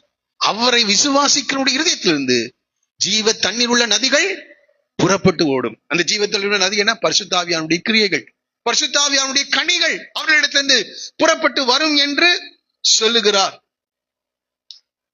புறப்பட்டு வரும் என்று சொல்லுகிறார். அப்போ நம்ம தேவனை இந்த ரூபன், அதான் நான் இதை யோசிச்சு பாக்குறேன். இந்த ரூபனுடைய வாழ்க்கையில எவ்வளவு பெரிய அந்த பாரம்பரியம் அவனுடைய குடும்பத்துல இருக்குல்ல. ஆபிரகாமை ஊர் என்ற கல்தேயர் பட்டணத்தை அழைத்து அவனுக்கு தம்மை தேவனை என்ன செய்ய, மகிமையின் தேவன் தம்மை அவனுக்கு வெளிப்படுத்தி அவன் அந்த ஊர் என்ற கல்தேயர் பட்டணத்தை விட்டு கானான் தேசத்துக்கு அவன் என்ன செய்யறான்? கடந்து வருகிறான். தேவனோடு உள்ள உறவாடுகிறான். இந்த காரியங்கள் எல்லாம் ஆபிரகாம் உடைய நாட்கள் நடந்தது, ஈசாக்குடைய நாட்கள் நடந்தது, யாக்கோபுடைய வாழ்க்கையில நடந்த எல்லா காரியங்களும் இந்த ரூபனுக்கு கடந்து சென்றிருக்குமா இருக்காதா? ஆமா, கண்டிப்பா. அந்த தேவனை பற்றி அறிவு, தேவன் செய்த மகத்துவமான கிரியைகள் எல்லாத்தையும் இவன் கேட்டான்.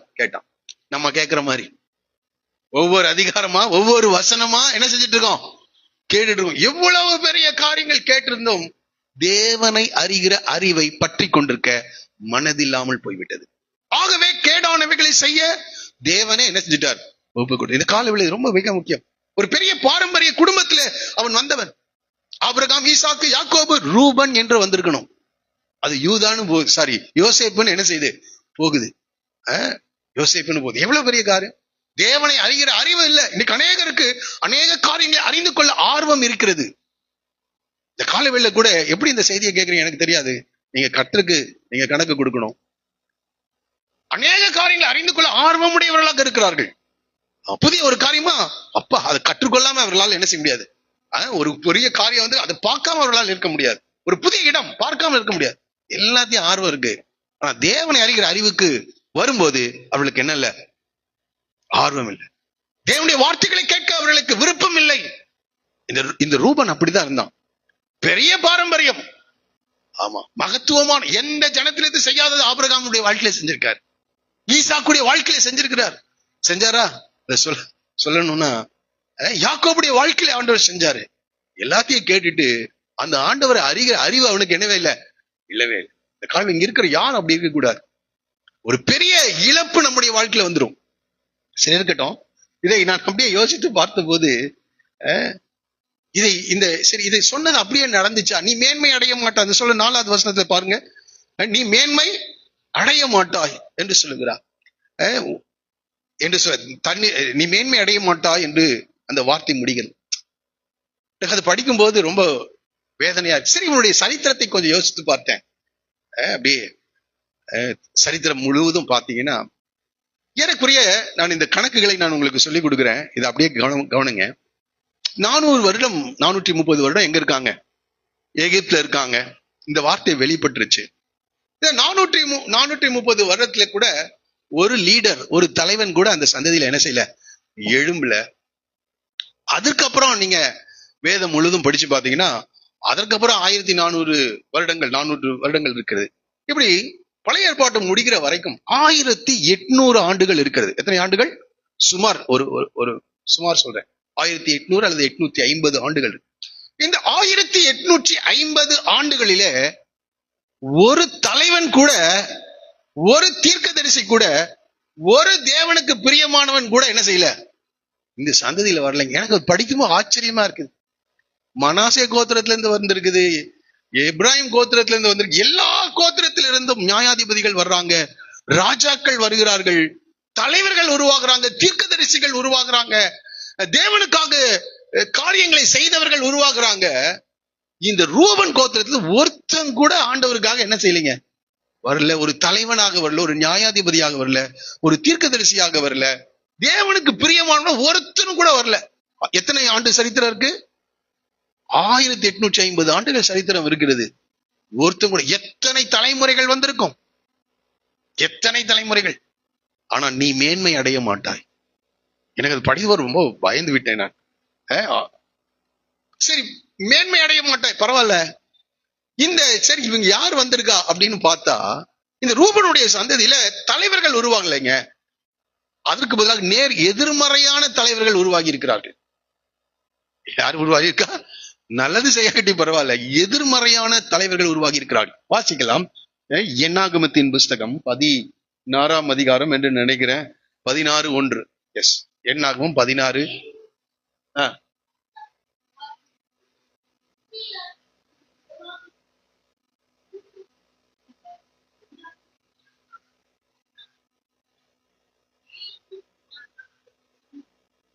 இவர்கள் மோசேக்கு எதிராக செயல்படுகிறவர்களாக மாறுறாங்க. இந்த கோராக் என்ப மனிதனோடு கூட மனிதன் யாரை கூட்டிட்டு போறான் பாருங்க. லேவிக்கு பிறந்த கோகாத்தின் குமாரனாகிய இத்சேயாரின் மகன் கோராகு என்பவன் ரூபன் வம்சத்தில் உள்ள எலியாவின் குமாரனாகிய தாத்தானையும் அபிராம், இங்க 2 தலைவர்கள் உருவாகி இருக்காங்க. என்ன, எதுக்கு விரோதமா? தேவனுக்கு எதிராக, தேவ திட்டங்களுக்கு எதிராக, மோசே தேவனால் ஏற்படுத்தப்பட்ட மோசேக்கு எதிராக எழும்புகிற கூட்டத்துல 2 பேர் தலைவனா வர்றாங்க.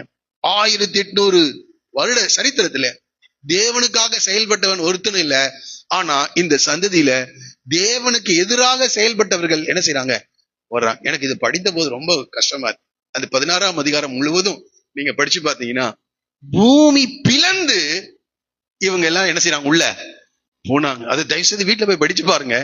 அவங்க கூக்குரல் இட்டாங்களாம், எல்லாரும் பயந்துட்டாங்களாம். அதை படிக்கும் போது ரொம்ப ஆச்சரியமா இருக்கு. ஏன்னா தேவனுக்காக ஒருத்தன் கூட வரல, ஆனா தேவனுக்கு எதிராக செயல்படுவதாக வர்றாங்க. இந்த சந்ததியை குறித்து என்ன சொல்றது, நீ மேன்மை அடைய மாட்டா என்று சொன்னார். இதுதான் யாக்கோபை குறித்து நான் சொல்றேன். அது அன்றைய தலைமுறையினருக்கு மாத்திரம் கொடுக்கப்பட்ட செய்தி அல்ல, அது தூர காலத்து செய்தியாக அது காணப்படுகிறது. தேவனுக்கு எதிரானவர்களாக அவர்கள் மாறுகிறார்கள்.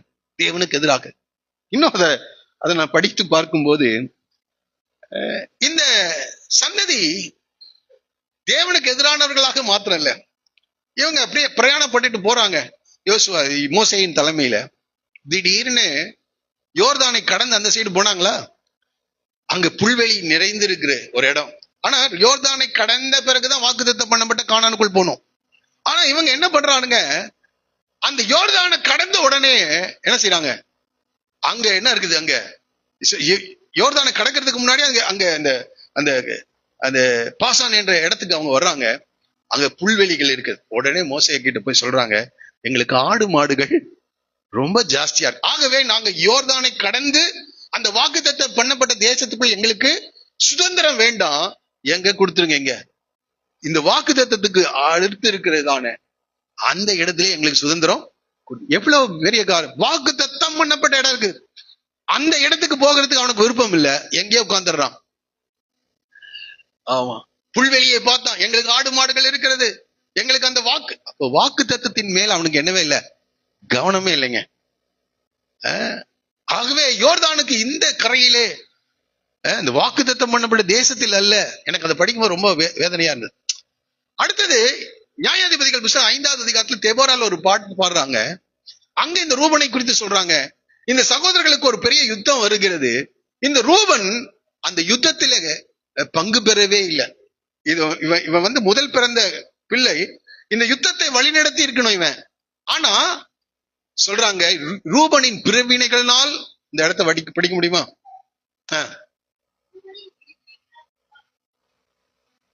மிகுதி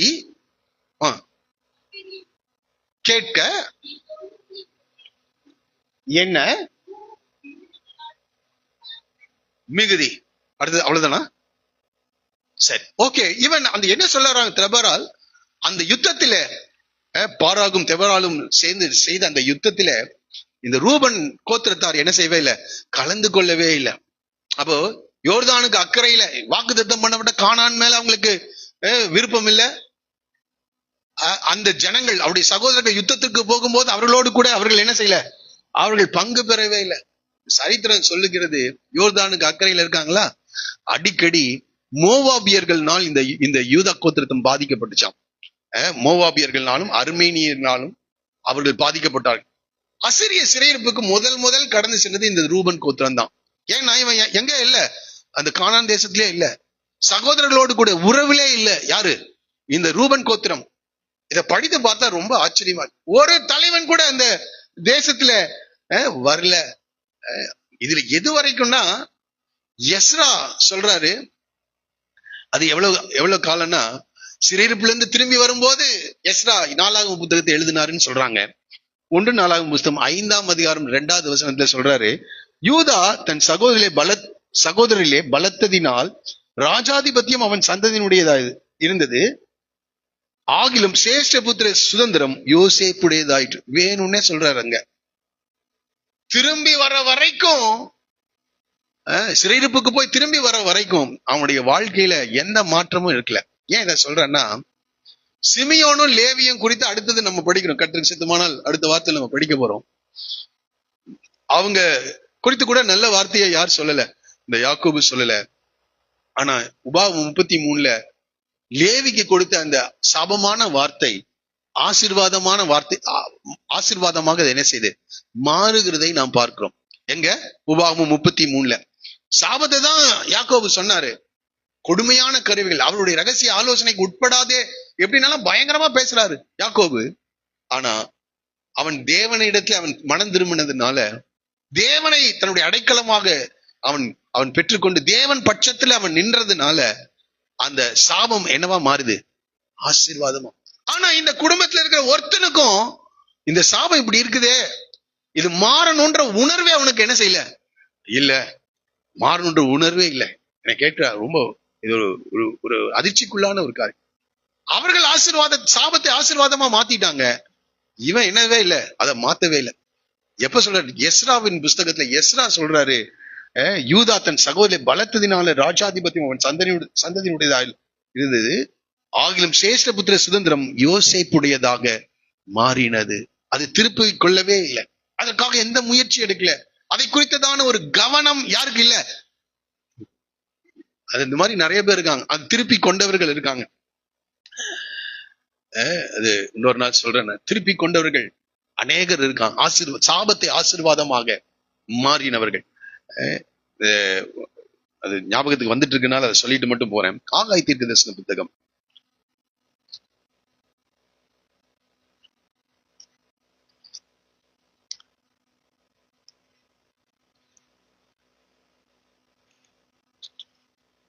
2வது அதிகாரம் 23வது வசனத்துல, சேனைகளின் கர்த்தர் சொல்லுகிறார், சேல்தியேலின் குமாரனாகிய செருபாபேல் என்னும் என் ஊழியக்காரனே, உன்னை நான் அந்நாளிலே சேர்த்து கொண்டு உன்னை முத்திரை மோதிரமாக வைப்பேன் என்று சொல்லு. உன்னை முத்திரை மோதிரமாக வைப்பேன். ஆனா என்னுடைய தாத்தாவை குறித்து ஆண்டவர் சொல்றாரு, நீ என் முத்திரை மோதிரமா இருந்தாலும் உன்னை கழட்டி தூக்கி வீசுறன்றார். என் தாத்தா, அவன் பேர் மறந்துச்சு, எரேமியா தீர்க்கதரிசன புத்தகத்துல அது இருக்கு. அவருடைய தாத்தா முத்திரை மோதிரமா இராதபடி உன்னை கழட்டி தூக்கி வீசிட்டார். ஆனா அடுத்த தலைமுறையில வந்த இந்த செருபாபேல் பார்த்து ஆண்டவர் சொல்லுகிறார், உன்னை என் முத்திரை மோதிரமாக வைப்பேன். அவ சில நேரங்கள்ல ஆண்டவர் கோபத்தோடு கூட சில காரியங்களை ஆண்டவர் சொல்லி இருந்தாலும், அடுத்த தலைமுறையில வருகிறவர்கள் தங்களை தாழ்த்தி தேவனுடைய முகத்தை தேடி அந்த சாபத்தை ஆசீர்வாதமாக மாற்றிக்கொண்ட இடங்கள் வேதத்துல அநேக இடங்கள் இருக்குது.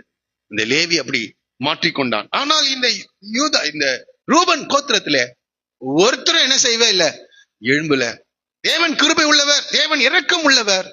மனம் திரும்பி வரும்போது தேவன் நமக்கு உதவி செய்கிறவராக இருக்கிறார். ஆனால் ஒருவரும் இந்த கோத்திரத்துல அப்படி எழும்பவில்லை என்பதை படிக்கும்போது ரொம்ப வேதனையா. இதுல மோசே இந்த 12 கோத்திரங்களையும் ஆசீர்வதிக்கும் போது, மோசே ஒரு பெரிய தலைவர். இந்த 12 கோத்திரங்களை ஆசீர்வதிக்கும் போது ரூபனுக்கு சொன்னது பாருங்க, வாசிங்க. உபாகமத்தின் புஸ்தகம் 33:6. உபாகமம் 33:6.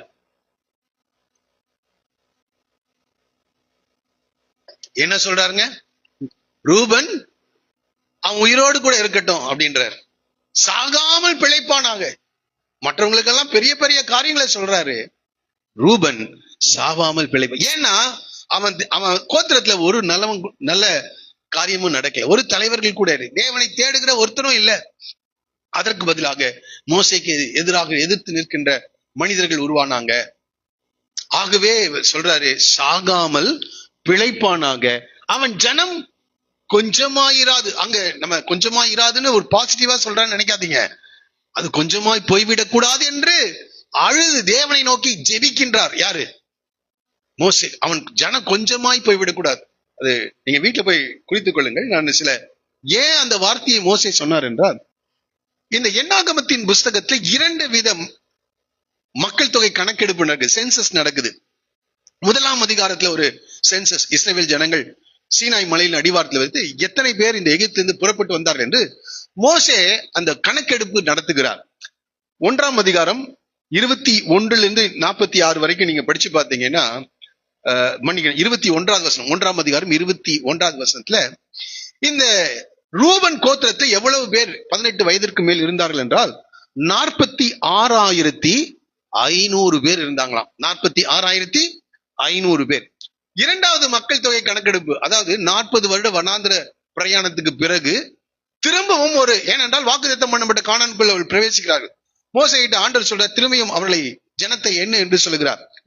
26ஆம் அதிகாரம் 7வது வசனத்துல நீங்க படித்து பார்ப்பீர்கள் என்றால், இப்ப 46,500 பேர் இருந்த அவர்கள் 43,730 பேர், சுமார் 2,770 பேர் குறைந்து போய் கொண்டிருக்கிறார்கள். அந்த சந்ததியில ஜனங்கள் என்ன செய்யறாங்க?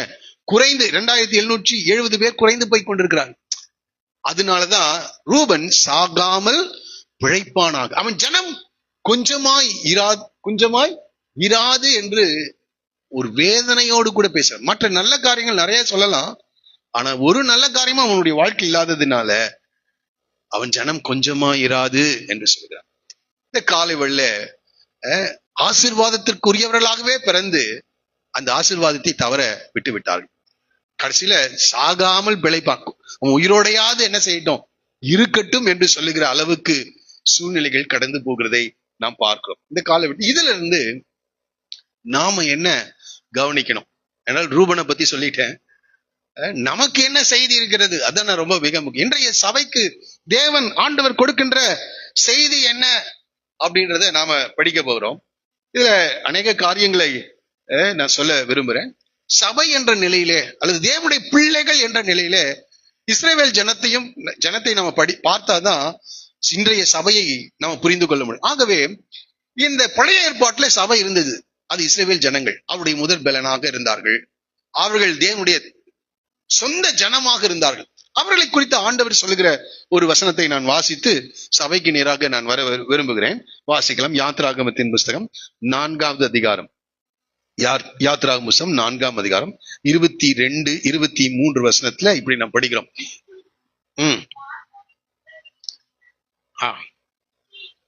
பாருங்க, இஸ்ரவேல் என்னுடைய குமாரன். இஸ்ரவேல் யாரும் ஆண்டவருக்கு? என் குமாரன் மாத்திரம் இல்ல, சேஷ்ட புத்திரன்.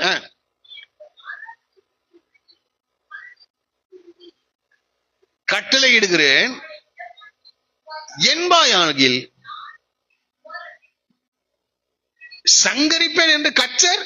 பாருங்க, இவன் என்னுடைய சேஷ்ட குமாரன், சேஷ்ட புத்திரன் என்று சொல்கிறார். நீ அவனை விடலன்னா உன்னுடைய சேஷ்ட புத்திரனை நான் என்ன செய்ய கொல்லுவேன் என்றான். அப்போ பாருங்க, இது எவ்வளவு மேன்மையான காரியம். இஸ்ரவேல் ஜனங்களுக்கு என்ன செய்ய ஒரு பெரிய மேன்மை. அதான் சொல்ற, உன்னை தொடுகிறவன் என் கண்மணியை தொடுகிறான். அப்போ பாருங்க, நாம இந்த ஆசீர்வாதத்துக்குரியவர்களாக தேவன் இன்றைக்கு நம்மை அழைத்திருக்கிறார். இஸ்ரவேல் ஜனங்களுக்கு அந்த ஆசீர்வாதம் கொடுக்கப்பட்டது.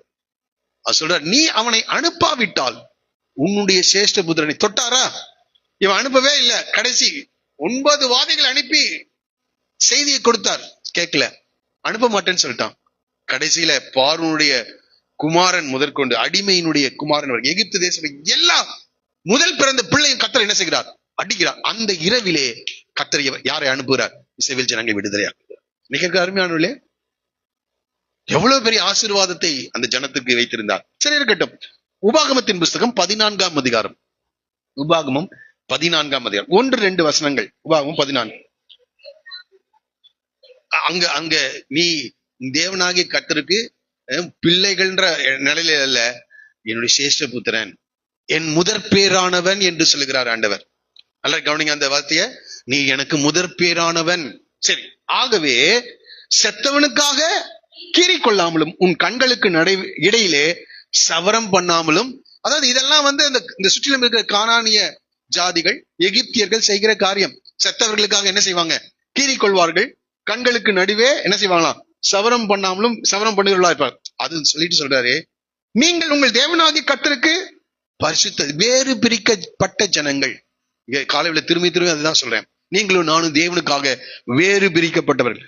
பூமியின் மீதெங்கும் உள்ள எல்லா ஜனங்களிலும் உங்களையே கர்த்தர் தமக்கு சொந்த ஜனங்களாக தெரிந்து கொண்டு, பூமியில் இருக்கிற எல்லா ஜனங்களிலும் உன்னை என்னுடைய சொந்த ஜனமாக, சேஷ்ட புத்திரனாக நான் தெரிந்து கொண்டிருக்கிறேன் என்று சொல்லுகிறார். ஆகவே நீ வேறு பிரிந்து வாழ வேண்டும் என்று யாருக்கு சொல்றாரு?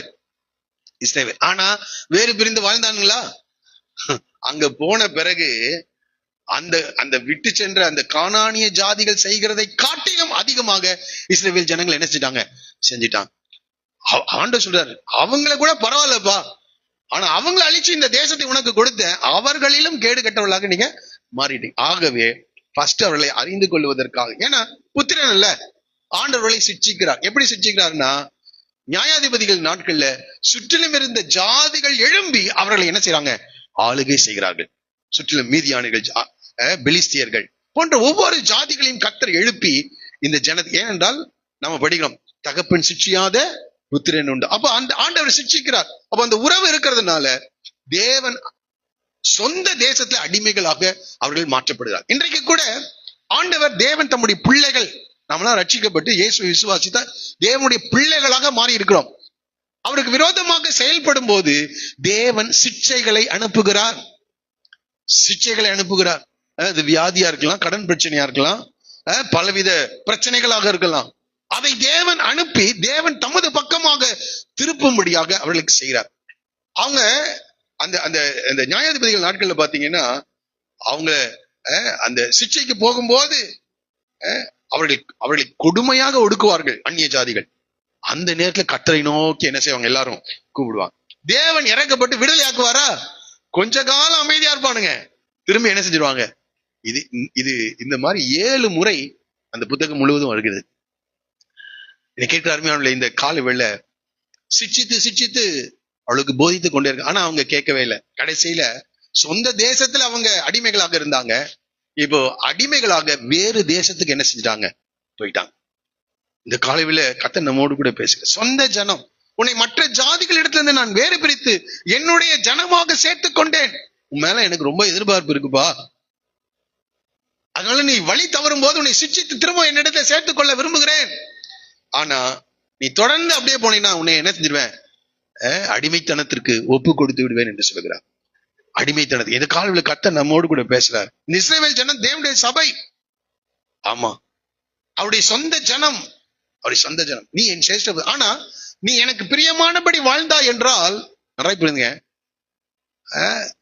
உன்னை யாராவது ஏதாவது செஞ்சா அல்லது உன்னை விடுதலையாக்கவில்லை என்றால் நான் அவன் சேஷ்டபுத்திரன் என்ன செய்வேன், கொள்ளுவேன். அதனால்தான் இந்த 400 ஆண்டுகள் எகிப்துல இவங்களை வச்சு ஆண்டு சுத்திகரிக்கிறார். அது சொல்லும்போது சொல்றாரு, எகிப்து என்னும் இரும்பு காலவாயிலிருந்து உன்னை வெளியே கொண்டு வந்தார். அப்ப அங்க என்ன இருக்கு, கொடுமையா ஒதுக்கினாங்களா? இப்ப எல்லாரும் கர்த்தரை நோக்கி பாக்குறாங்க. 400 வருடம் அந்த சிறுமைப்படுத்தப்பட்ட நேரங்களிலே எல்லாரும் கர்த்தரை நோக்கி பார்த்தாங்க, பரிசுத்தமா இருந்தாங்க, தேவனுக்கு பிரியமான ஒரு வாழ்க்கை வாழ்ந்தாங்க. அவங்கள தொட்டவன எல்லாம் கட்டு பார்த்துட்டார். இந்த காலவேளை பரிசுத்தமா இருந்தா என்றால் உன்னை தொடுகிறவன் அவளுடைய கண்மணியை தொடுகிறான். உனக்கு அதான் சொல்ற, உன்னை ஆசீர்வதிக்கிறவர்களை நான் ஆசீர்வதி, உன்னை சபிக்கிறவர்களை நான் என்ன செய்வேன், நீ ஒன்னும் செய்ய வேண்டாம், பழி வாங்குதல் எனக்குரியது, நானே பதில் செய்வேன் என்று கர்த்தர் சொல்லுகிறார். இந்த காலையில் எவ்வளவு நல்ல தேவன் பாருங்க. 400 வருஷம் சூப்பரா இருந்தாங்க, பெரிய தவறுகள் ஒன்றும் இல்லை. இருப்பு காலவாயில போட்டு ஆண்டவர்களை ஒடுக்கினார், அவளை சுத்திகரித்துக் கொண்டிருந்தார். ஏனென்றால் ஒரு பெரிய ஆசீர்வாதத்துக்கு நேராக அவளை வழிநடத்தும்படியாக தொட்டாங்களா, தொட்ட யாவர் மேலும் குற்றம் சுமத்தப்பட்டது. யாரெல்லாம் குற்றம் செஞ்சார்களோ எல்லாரும் அதனுடைய தண்டனை அனுபவித்தார். ஆனால் இவர்கள் கானான் தேசத்துக்குள் வந்த பிறகு தேவனுக்கு பிரியமான வாழ்க்கை வாழல, தேவனுடைய எதிர்பார்ப்பை பூர்த்தி செய்யவில்லை. ஆகவே சத்துருக்கள் கையிலே கர்த்தர் அவர்களை என்ன செய்தார், அடிமைகளாக ஒப்பு கொடுத்தார். பெரிய ஒரு சரித்திரத்தை நான் சொன்னேன்.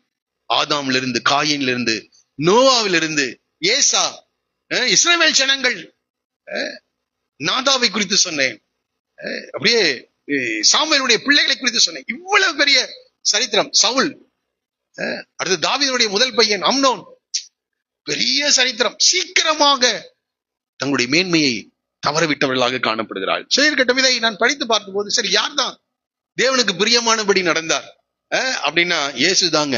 ஒரு சொல்லுவோமா? அதுக்கு நம்ம படிக்கலாம் ரோமர் நிருபம் 8ஆம் அதிகாரம் 29வது வசனம். ரோமர் 8:29.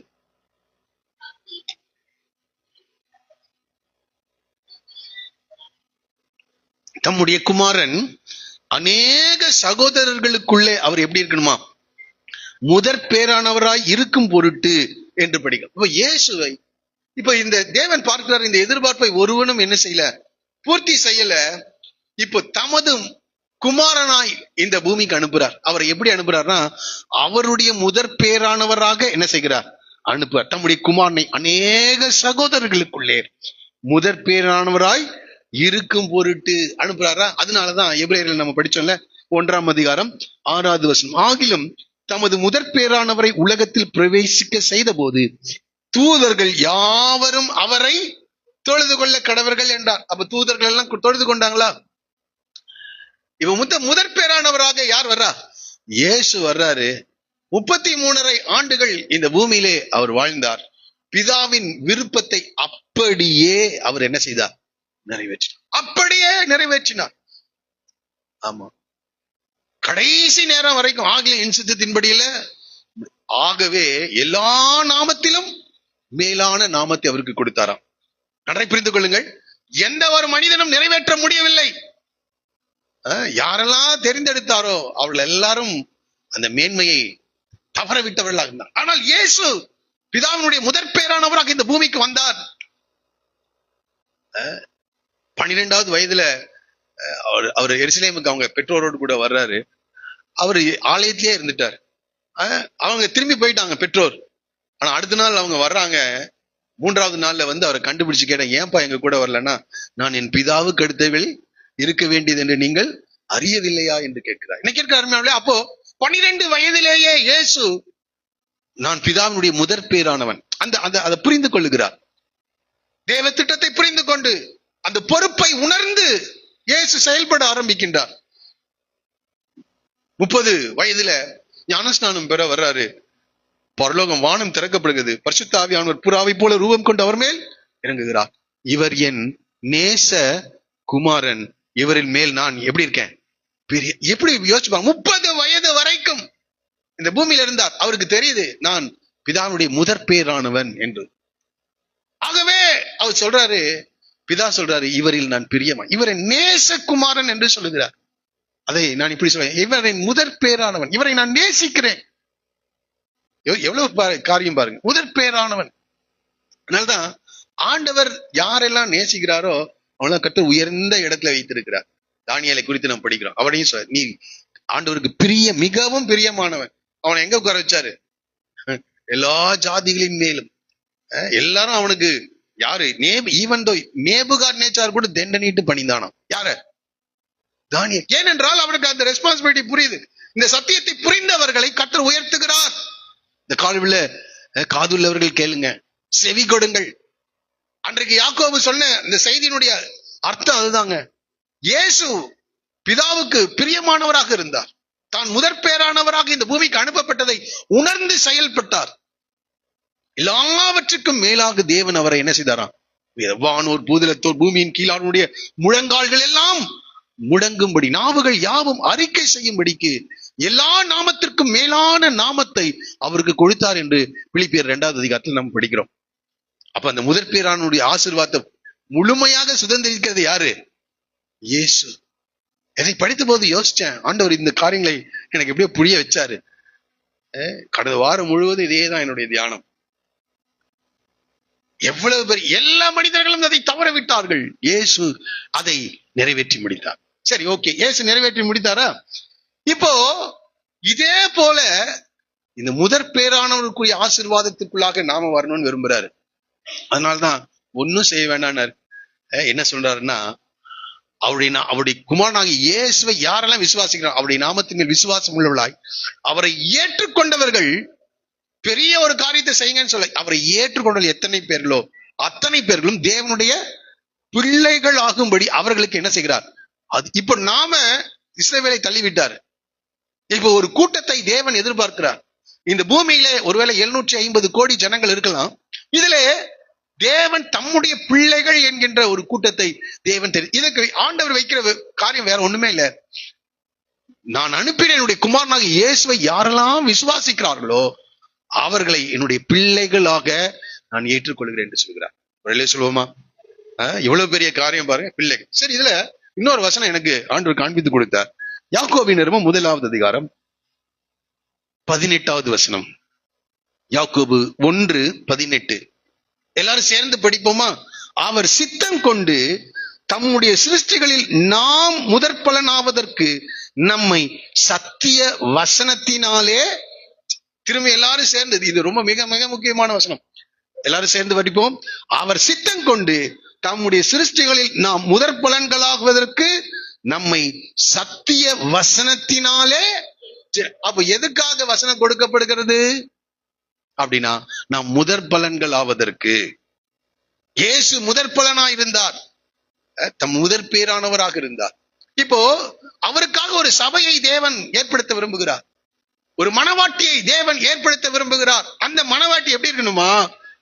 முதற் பலனாக இருப்பதற்காக சத்திய வசனத்தை கொடுக்கின்றார். எதை கொடுக்கிறாருங்க? சத்திய வசனம். இது சத்தியம். சத்தியம்னா என்ன தெரியுமா? உண்மை. பிசாசு சொல்வான், ஆண்டவர் ஒரு உண்மை சொல்றாரு, இந்த பழத்தை படித்து புசிச்சுனா நீ சாகவே சாவாயின்றார். ஆனா பொய்யன் இருக்கான் பாத்தீங்களா, அவன் என்ன சொல்றான்? நீ சாகவே சாவு. இன்றைக்கு சத்தியம், உண்மையை அறிந்து கொள்ளு. இந்த உண்மையை யாரெல்லாம் உணர்ந்து கொள்ளுகிறாளோ அவளை சத்திய வசனம், உண்மையான வார்த்தைகளினாலே அவளை முதற் பலனாவதற்காக அவளை மறுபடியும் பிறக்க வைக்கிறாராம். அதான் இங்க சொல்றது. அவர் சித்தம் கொண்டு தம்முடைய சிருஷ்டிகளில் நாம் முதல் பலன்களாவதற்கு நம்மை சத்திய வசனத்தினாலே. அப்போ இது என்ன வசனமா? இது சத்திய வசனம். சத்தியம், உண்மையான வார்த்தைகள், உண்மையான வார்த்தை. இந்த காலை வேளை எல்லாவித தாழ்மையோடு கூட உங்களை பார்த்து நான் சொல்லுகிறேன், என்னுடைய வார்த்தைகள் என்னன்னா, இந்த வசனத்தினாலே நாம் மறுபடியும் பிறக்க வேண்டும், உயிர்ப்பிக்கப்பட வேண்டும். இந்த வசனத்தை நாம் புரிந்து கொண்டு செயல்படும் போது எல்லா ஆசீர்வாதங்களையும் கர்த்தர் நமக்கு கொடுக்கிறவராயிருக்கிறார். அவருடைய முதற் பலன், அவர் முதற் பலனா இருக்கிறாருங்க, முதற் பேரானவராக இருக்கிறார். அவருக்கு ஒரு கூட்டத்தை தேவன் ஆயத்தப்படுத்த விரும்புகிறார். அந்த கூட்டம் எப்படி இருக்கணும்னா, சத்திய வசனத்தினாலே, இந்த உண்மைகளினாலே ஜெனிப்பிக்கப்பட்டவர்களாக, மறுபடியும் பிறந்தவர்களாக அவர்கள் மாற வேண்டும் என்று தேவன் எதிர்பார்க்கிறார். சரி, இப்போ இந்த கூட்டத்தை தான் ஆண்டவர் ஒரு பெரிய ஆசீர்வாதத்துக்கு நேரா நடத்துகிறார். வாசிக்கலாம். எபிரேயர்கள் நிருபம் 12வது அதிகாரம் 23வது வசனம். எபிரேயர் 12. அதுக்கு முன்னாடி இருந்து வாசிக்கலாம், அப்பதான் அது புரியும். வாசிக்கலாம், இருங்க நானும் எடுத்துக்கிறேன். எபிரேயர்கள் நிருபம் 12வது அதிகாரத்தை முதல்ல எழுங்க. Praise the Lord.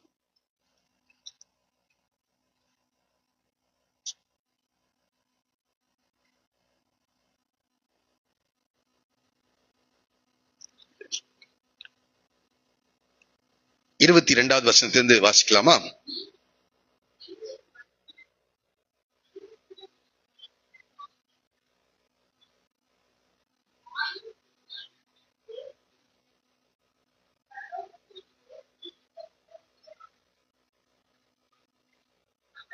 போதும், அப்படியே கீழே படிச்சுட்டு போங்க. நீங்களோ சியோன் மலையின் இடத்திற்கும், அவங்க சீனாய் மலையின் இடத்துக்கு வந்தாங்க. அங்க அவங்களால நிக்க முடியல. ஜீவனுள்ள தேவனுடைய நகரமாகிய பரம எருசலேம், அவர்கள் எழுத்தின்படி உள்ள எருசலேமுக்கு அவங்க போனாங்க. ஆனா பரம எருசலேமுக்கும் 1000 10,000 நம்ம பரலோகத்துல தூதர்கள் எவ்வளவு பேர் இருக்காங்க? 1000 10,000 தேவ தூதர் எடுத்து சொல்லிட்டு சொல்றாரு, பரலோகத்தில் பேர் எழுதி இருக்கிற முதற் பேரானவர்களின் சர்வ சங்கமாகிய. இப்ப ஆண்டவர் அவர் முதற் பேரானவராக வந்தாருங்க. இந்த பூமியில 750 கோடி ஜனங்கள் வாழ்ந்து கொண்டிருக்காங்க. இங்கே சில முதற் பேரானவர்களை தேவன் தெரிந்து கொள்ள விரும்புகிறார். அவர்களை முதற் பேரானவர்களாக மாறும்படியாக சத்திய வசனத்தினாலே அவர்களை ஆண்டவர் ஜெனிப்பிக்க பண்ணுகிறார், மறுபடியும் பிறக்க வைக்கிறார். புரியுதா? புரியல இந்த சத்தியம்? இப்ப இந்த மறுபடியும் பிறந்து அவருக்காக இந்த சத்திய வசனத்தை கை கொள்ளுகிற ஒவ்வொருவரையும் பரலோகத்தில் பேர் எழுதுகிறார். பரலோகத்தில் பேர் எழுதியிருக்கிற முதற் பேரானவர்களின் சர்வ சங்கமாகிய சபை.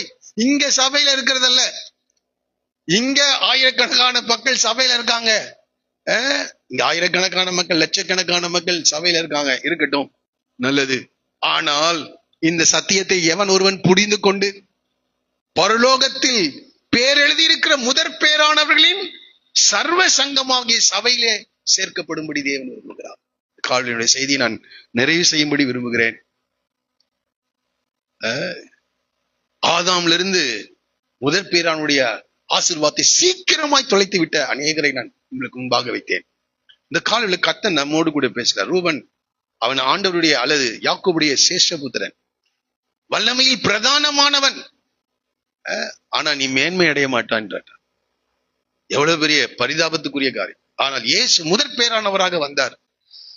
அவர் எல்லா நாமத்திலும் மேன்மையான நாமத்துடையவராக இருந்தார். பிதாவினுடைய எதிர்பார்ப்பை பூர்த்தி செய்தார். யாக்கோபு வேதனையோடு கூட சொல்லுகிறார். ஆனால் பிதாவுடைய எல்லா காரியத்தையும் அவர் பூர்த்தி செய்தார். எல்லா நாமத்திலும் மேலான நாமத்தை உடையவராக மாறினார். இப்போ ஒரு கூட்டத்தை தேவன் எதிர்பார்க்கிறார். என்ன எதிர்பார்க்கிறார்னா, அவருடைய முதற் பேரானவர்களாக மாறணும். சத்திய வசனத்தினால் அவளை என்ன செய்கிறார்? ஜெனிப்பிக்கப்படுது. இதை நிறைய புரிந்து இந்த நாட்கள்ல இந்த வசனத்தை கேட்டுட்டே இருங்க, இந்த வசனத்தை படித்துட்டே இருங்க, இந்த வசனத்தை தியானித்துக் கொண்டே இருங்க. இந்த வசனமே உங்களுடைய வாழ்க்கையை மறுரூபமாக்குச்சுன்னா உங்க பேர் பரலோக புஸ்தகத்துல எழுதப்படும், ஜீவ புஸ்தகத்துல உங்களுடைய பேர் எழுதப்படும். அங்க போன முதற் பேரானவர்களின் சர்வ சங்கமாகிய சபை. ஏனென்றால் இந்த முதற் பேரானவர்கள் இங்க பூமியில எத்தனையோ பேர் பிறந்தாங்க, அவர்களுக்குடைய ஆசீர்வாதத்தை அவர்கள் அறிந்து வைத்திருந்தார்கள். ஆனால் அதை தவற விட்டார். இப்போ நம்ம புறஜாதியார், நம்ம இந்த ஆசீர்வாதத்துக்கு தகுதியானவர்களே அல்ல, நாய்கள், புறக்கணிக்கப்பட்டவர்கள். ஆனா ஆண்டவர் கிருபையா ஒரு வாய்ப்பை கொடுக்கிறார். இந்த வாழ்க்கை தற்காலிகமானது, இது நிரந்தரம் நினைச்சிடாதீங்க. அது என்ன பெரிய மாளிகையை நம்ம வசிச்சாலும் இது தற்காலிகமானது. இது சில நாட்களுக்குள், வருடங்களுக்குள் இந்த வாழ்க்கை முடிகிறதா இருக்கிறது. நித்தியமாக வாழ்கின்ற ஒரு பெரிய ஆசீர்வாதத்துக்கு நேராக தேவன் நம்மை ஆயத்தப்படுத்திக் கொண்டிருக்கிறார். இந்த தற்காலிக வாழ்க்கையிலிருந்து நித்தியமான வாழ்க்கைக்கு குறிய ரகசியத்தை கர்த்தர் நமக்கு சொல்லியிருக்கிறார். ஆகவே பரலோகத்தில் பேர் எழுதியிருக்கிற சர்வ சங்கமாகிய சபையினிடத்திற்கு, அது முதற் பேரானவர்களின் சர்வ சங்கமாகிய சபையினிடத்திற்கு தேவன் நாம் வந்து சேரணும்னு விரும்புகிறார். தற்காலிக ஆசீர்வாதத்தை இழந்து போயிட்டாங்க. எவ்வளவு பெரிய சத்தியம் இல்ல? ஆகவே இந்த கால வேளையில நம்மை புரிந்து கொள்வோம். ஆண்டவருக்கு ஒரு பெரிய எதிர்பார்ப்பு. இஸ்ரவேல் ஜனங்களை பார்த்து சொன்ன ஒரே ஒரு காரியத்தை மாத்திரம் நான் சொல்லி என்னுடைய செய்தியை நிறைவு செய்கிறேன். ஏசாயா தீர்க்கதரிசன புத்தகம் 5வது அதிகாரம், ஏசாயா 5.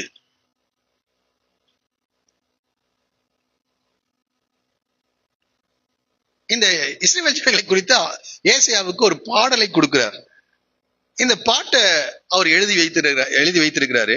இப்பொழுது நான் என் நேசரத்தில் அவருடைய திராட்சை தோட்டத்தை குறித்து என் நேசருக்கு ஏற்ற ஒரு பாட்டை பாடுவேன். என் நேசருக்கு மகா செழிப்பான மேட்டிலே ஒரு திராட்சை தோட்டம் உண்டு. அப்போ இந்த இஸ்ரவேல் ஜனங்களுக்கு மகா செழிப்பான ஒரு தேசத்தை கொடுத்தார், திராட்சை.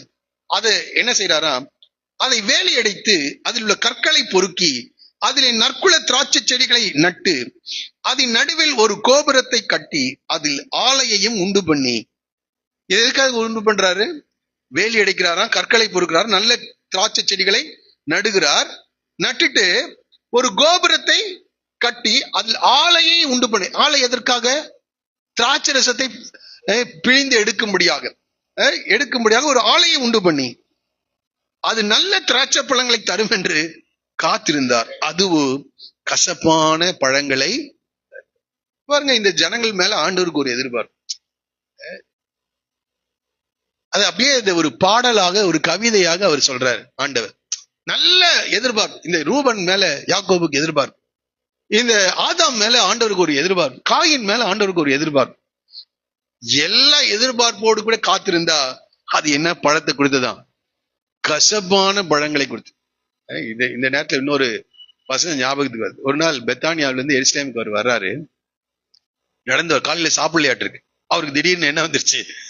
அங்க ஒரு அத்திமரத்தை பார்க்கிறார். அங்க இலைகள் இருக்கிறது. ஆனா உடனே அவருக்கு பசி உண்டானதுனால அந்த மரத்தை தேடி பார்க்கிறாராம்.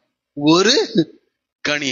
ஒரு சிலர் கசப்பான கனிகளை கொடுக்குறாங்க, ஒரு சிலர் எந்த நல்லதும் இல்லை கெட்டதும் இல்லைங்க. சிலர் கெட்டதாவது இருக்குது, சிலருக்கு அது இல்லை இது இல்லை, எந்த கனி இல்லை, கனி கொடாத மரமாக காணப்படுகிறார். இன்னைக்கு கேட்கிற அருமையானவர்களே, இங்கே காத்திருந்தாரா? எதிர்பார்ப்பை அவர்கள் பூர்த்தி செய்யல. உடனே என்ன செய்யறாரு பாருங்க. கீழே நீங்க படிச்சு பாத்தீங்கன்னா, இந்த திராட்சை தோட்டத்துக்கு இந்த 3வது வருஷம், எருசலேமின் குடிகளே, யூதாவின் மனுஷன், எனக்கும் என் திராட்சை தோட்டத்துக்கும் நியாயம் தீருங்கள். அவர் இப்போ கோர்ட்டுக்கு கூப்பிடுறாரு. எல்லாரும் வாங்க கோர்ட்டுக்கு, நீதிமன்றத்துக்கு, எனக்கு என்ன செய்யுங்க? நியாயம் தீருங்கள் என்று சொல்லிட்டு சொல்றாரு. நான் என் திராட்சை தோட்டத்திற்கு செய்யாத எந்த வேலையை அதற்கு இனி செய்யலாம்? அது நல்ல திராட்சை பழங்களை தரும் என்று நான் காத்திருக்க அது கசப்பான பழங்களை தந்தது. என்ன கசப்பான பழங்களை? இப்போதும் நான் என் திராட்சை தோட்டத்துக்கு செய்வதை உங்களுக்கு அறிவிப்பேன். இப்ப பாருங்க, ஒரு காரியத்தை செய்யறார். என்ன? அதன் வேலியை எவ்வளவு கஷ்டப்பட்டு வேலியை போட்டிருப்பார்ல. ஆமா, நம்ம வீட்டுக்கு 5 சென்ட்டுக்கு காம்பவுண்ட் வால் கட்டுறதுக்கே பல லட்சம் செலவாகுது. அப்போ ஒரு பெரிய திராட்சை தோட்டத்துக்கு எவ்வளவு லட்சம் செலவு பண்ணி ஏன்னா வெளியே இருக்க மிருகங்கள் என்ன செஞ்சிடக்கூடாது? சேதப்படுத்தி விடக்கூடாது. அவ்வளவு பாதுகாப்பை தேவன் உண்டாக்குகிறார். அப்ப பாதுகாப்பை தேவன் எடுத்து போடுவேன் என்று சொல்றாரு. அது மேய்ந்து போடப்படும், அதன் அடைப்பை தகர்ப்பேன், அது மிதி உண்டு போகும், அதை பாலாக்கி விடுவேன், அதன் கிளை நறுக்கப்படாமலும் கலை கீழே. நீங்க படிச்சு இதேதான் 80வது சங்கீதத்திலையும் சங்கீதக்காரன் ஆசார் நினைக்கிறேன் அந்த சங்கீதத்துல இதே காரியத்தை சொல்லுகிறார். அப்ப தேவனுக்கு பெரிய எதிர்பார்ப்பு இருக்கிறது. அந்த எதிர்பார்ப்பை பூர்த்தி செய்தால் பரலோகத்திலே முதற் பேரானவருடைய சங்கமாகிய அந்த அந்த இடத்துல நமக்கு பங்கு. அந்த எதிர்பார்ப்பை பூர்த்தி செய்யாவிட்டால் நித்திய நரகம் தான். நன்றாய் புரிந்து கொள்ள. ஒன்று அந்த இடத்துக்கு போயிடணும், இல்லைன்னா எந்த இடம் தான்? நித்திய நரகம். நித்திய நரகம். இந்த ரூபன் தவற விட்டான், இந்த பூமிக்குரிய ஆசீர்வாதங்களை இழந்தான். ஓகே, போட்டும். ஆனா பூமிக்குரிய ஆசீர்வாதங்கள் இழந்தாலும் நித்திய ஆசீர்வாதத்தை ஒருவன் பெற்றுக்கொள்வான் என்றால் நித்திய காலமாக அவரோடு கூட வாழலாம். எனக்கு கேட்கிற அருமையாளை, இங்கே ஒரு எச்சரிப்போடு கூட ஆண்டவர் இந்த ஏசியா 5வது அதிகாரத்திலும் சங்கீதங்கள் புத்தகம் 80வது அதிகாரத்திலும் 80வது சங்கீதத்தை நாம படிக்கிறோம். ஆகவே 2 வாய்ப்பு தான் இருக்கு. ஒன்னு சேஷ்டபுத்திரனா இருந்து தேவனுடைய ஆசீர்வாதத்தை நீ பெற்றுக்கொள்ளலாம். இல்லாவிட்டால் இது சத்திய வசனங்க, இது உண்மையான வார்த்தை, உண்மையான வார்த்தை, உண்மையான வார்த்தை. ஆண்டவர் இந்த சத்தியத்தை எனக்கு வெளிப்படுத்தினதுக்காக நான் கர்த்தரை ஸ்தோத்திரிக்கிறேன். ஆகவே எனக்கு வெளிப்படுத்தின காரியத்தை இந்த காலையில் உங்களுக்கு முன்பாக நான் வைத்திருக்கிறேன். ரூபன் ஆசீர்வாதத்துக்குரியவனாகவே பிறந்தான். இங்க இருக்கிற ஒவ்வொருவரும் உங்களை பார்த்து சொல்கிறேன், நீங்கள் ஆசீர்வாதத்துக்குரியவர்களாக தேவனால் தெரிந்து கொள்ளப்பட்டவர்கள். உங்களை ஒரு நற்குல திராட்சை செடியாக தேவன் ஏற்படுத்தும்படி விரும்புகிறார். செழிப்பான இடத்திலே நம்முடைய சபையாக நம்முடைய சொந்த ரத்தம் சிந்தி சம்பாதித்த அந்த சபையிலே கர்த்தர் உங்களை நாட்டி இருக்கிறார். தேவையான ஆகாரத்தை கர்த்தர் வார வாரம் என்ன செஞ்சுட்டு இருக்கிறார்? கொடுத்துட்டு இருக்கிறாரு. இப்பதான் ஞாபகம் வருது, இந்த வருடத்தை முடிக்க போறோம். 2 தடவை எதை படிச்சிருங்க? புதிய ஏற்பாட்டை படித்து விடுங்க. நான் அனௌன்ஸ்மெண்ட்ல சொல்லல, தயவுசெய்து சத்திய வசனம் இது ரொம்ப மிக முக்கியம். ஒருவேளை எனக்கு புரியல, பரவாயில்ல, புரியலன்னாலும் பரவாயில்ல, அந்த விருப்பத்தோடு ஆர்வத்தோடு அதை படிங்க. கர்த்தர் புரிய வேண்டிய நேரத்துல புரிய வைப்பார். ஆர்வமா நீங்க படிங்க. சபையாகிய இந்த சரீரத்துல, தம்முடைய சரீரத்துல உங்களையும் என்னையும் ஆண்டவர் இணைத்து இருக்கிறார். இணைத்து சத்திய வசனத்தை கொடுத்து கொண்டே இருக்கிறார். அவர் சொல்றாரு, கனி கொடுக்கலன்னா அவர் சொல்ற ரொம்ப வேதனைப்படுறாரு ஆண்டவர். நான் இனி அதற்கு என்ன செய்யலாம்? இனி என்ன செய்ய முடியும்? எல்லாம் செய்ய வேண்டிய அத்தனையும் நான் என்ன செஞ்சுட்டேன், இப்போ எனக்கு நியாயம் தீருங்கள் என்று சொல்லுகிறார்.